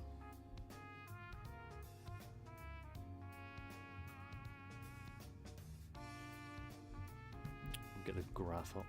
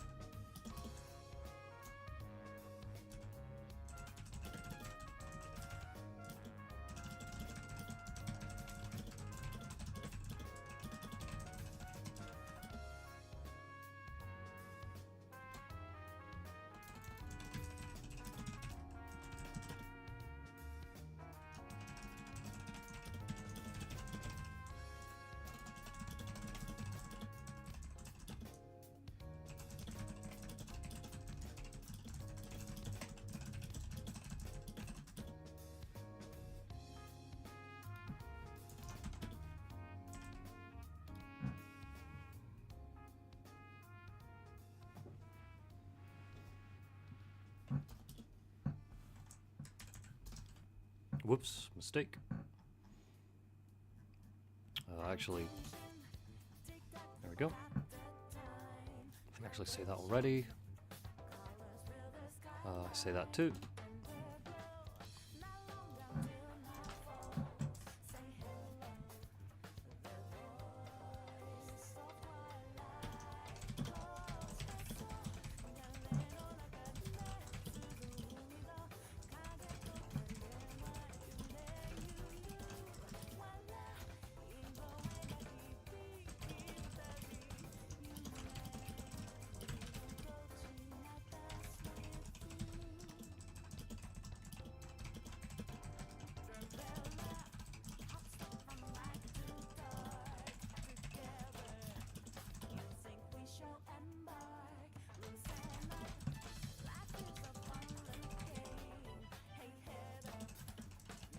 Yeah, take away the emphasis on the she, don't need that.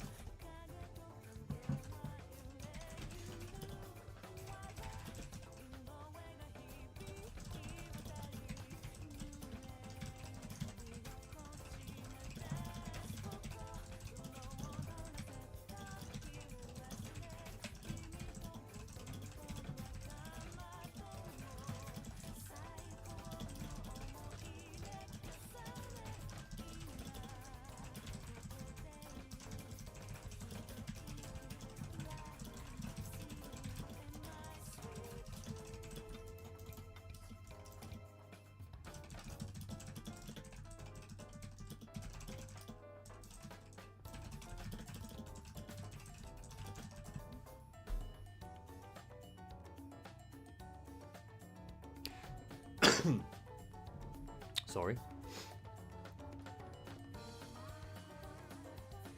I do realize that I am,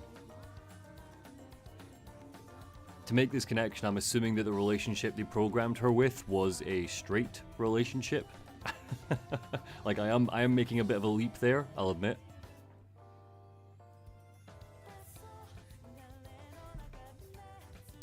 Yeah, Hakai. It's all in the it's not in the game, which is a shame. It's in the employee handbook, the document that you get whenever you buy the game.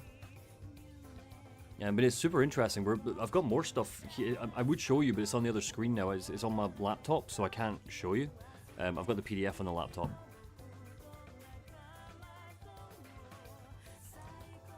But yeah, there's more to it. We're going to talk about the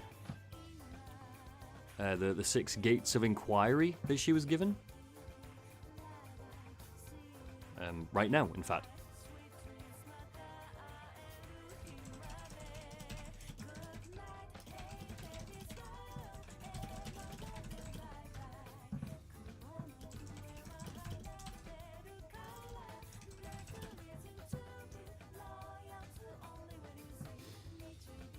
So we have the judge, the physicist, the executive,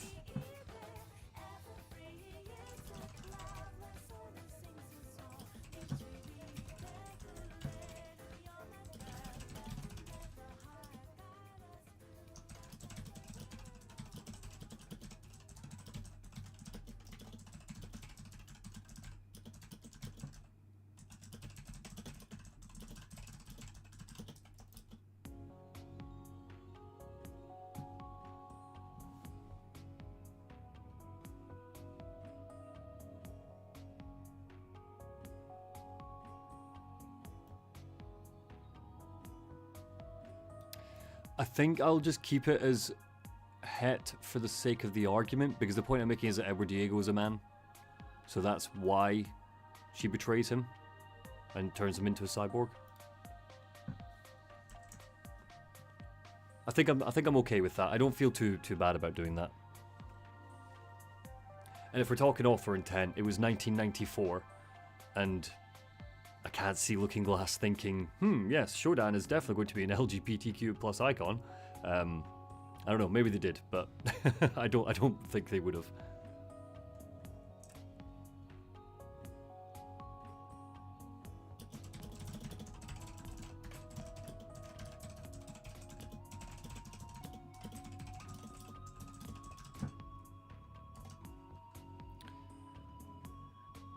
And there's just one of them, right? Yes. It's pretty damn interesting. And only one out of those 6 parts of the Doctor, not the Dictor, the Doctor, thinks killing someone is not a rational way to intervene. The other 5 are bloodthirsty.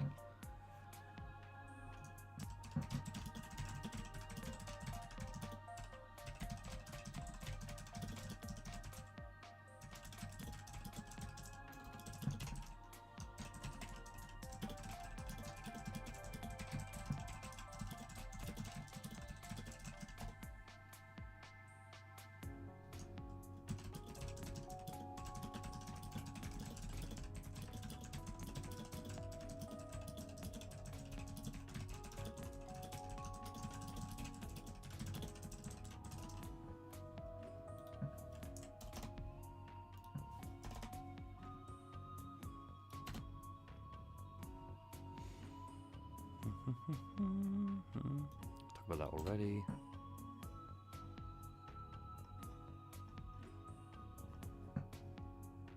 Oh no, I lost my transhumanist bit. It's fine, it's fine. I know where I'm going with this. I want to look at some AI experts.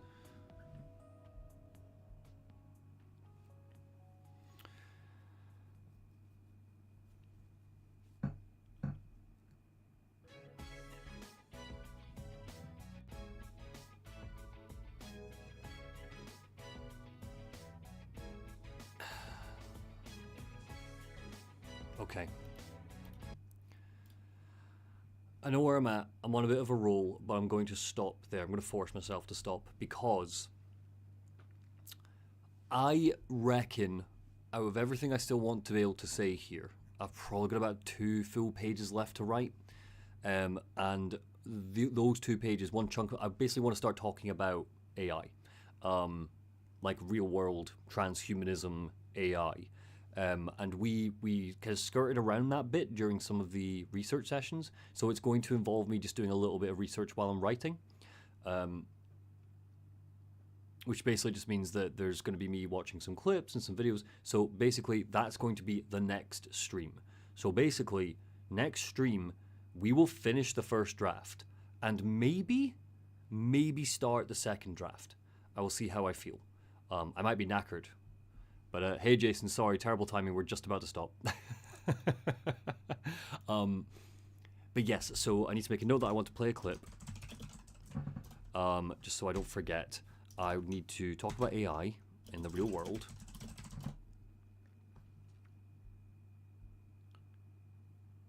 I want to...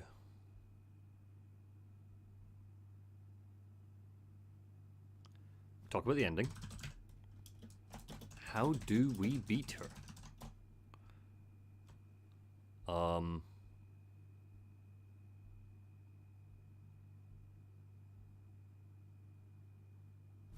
Conclusion.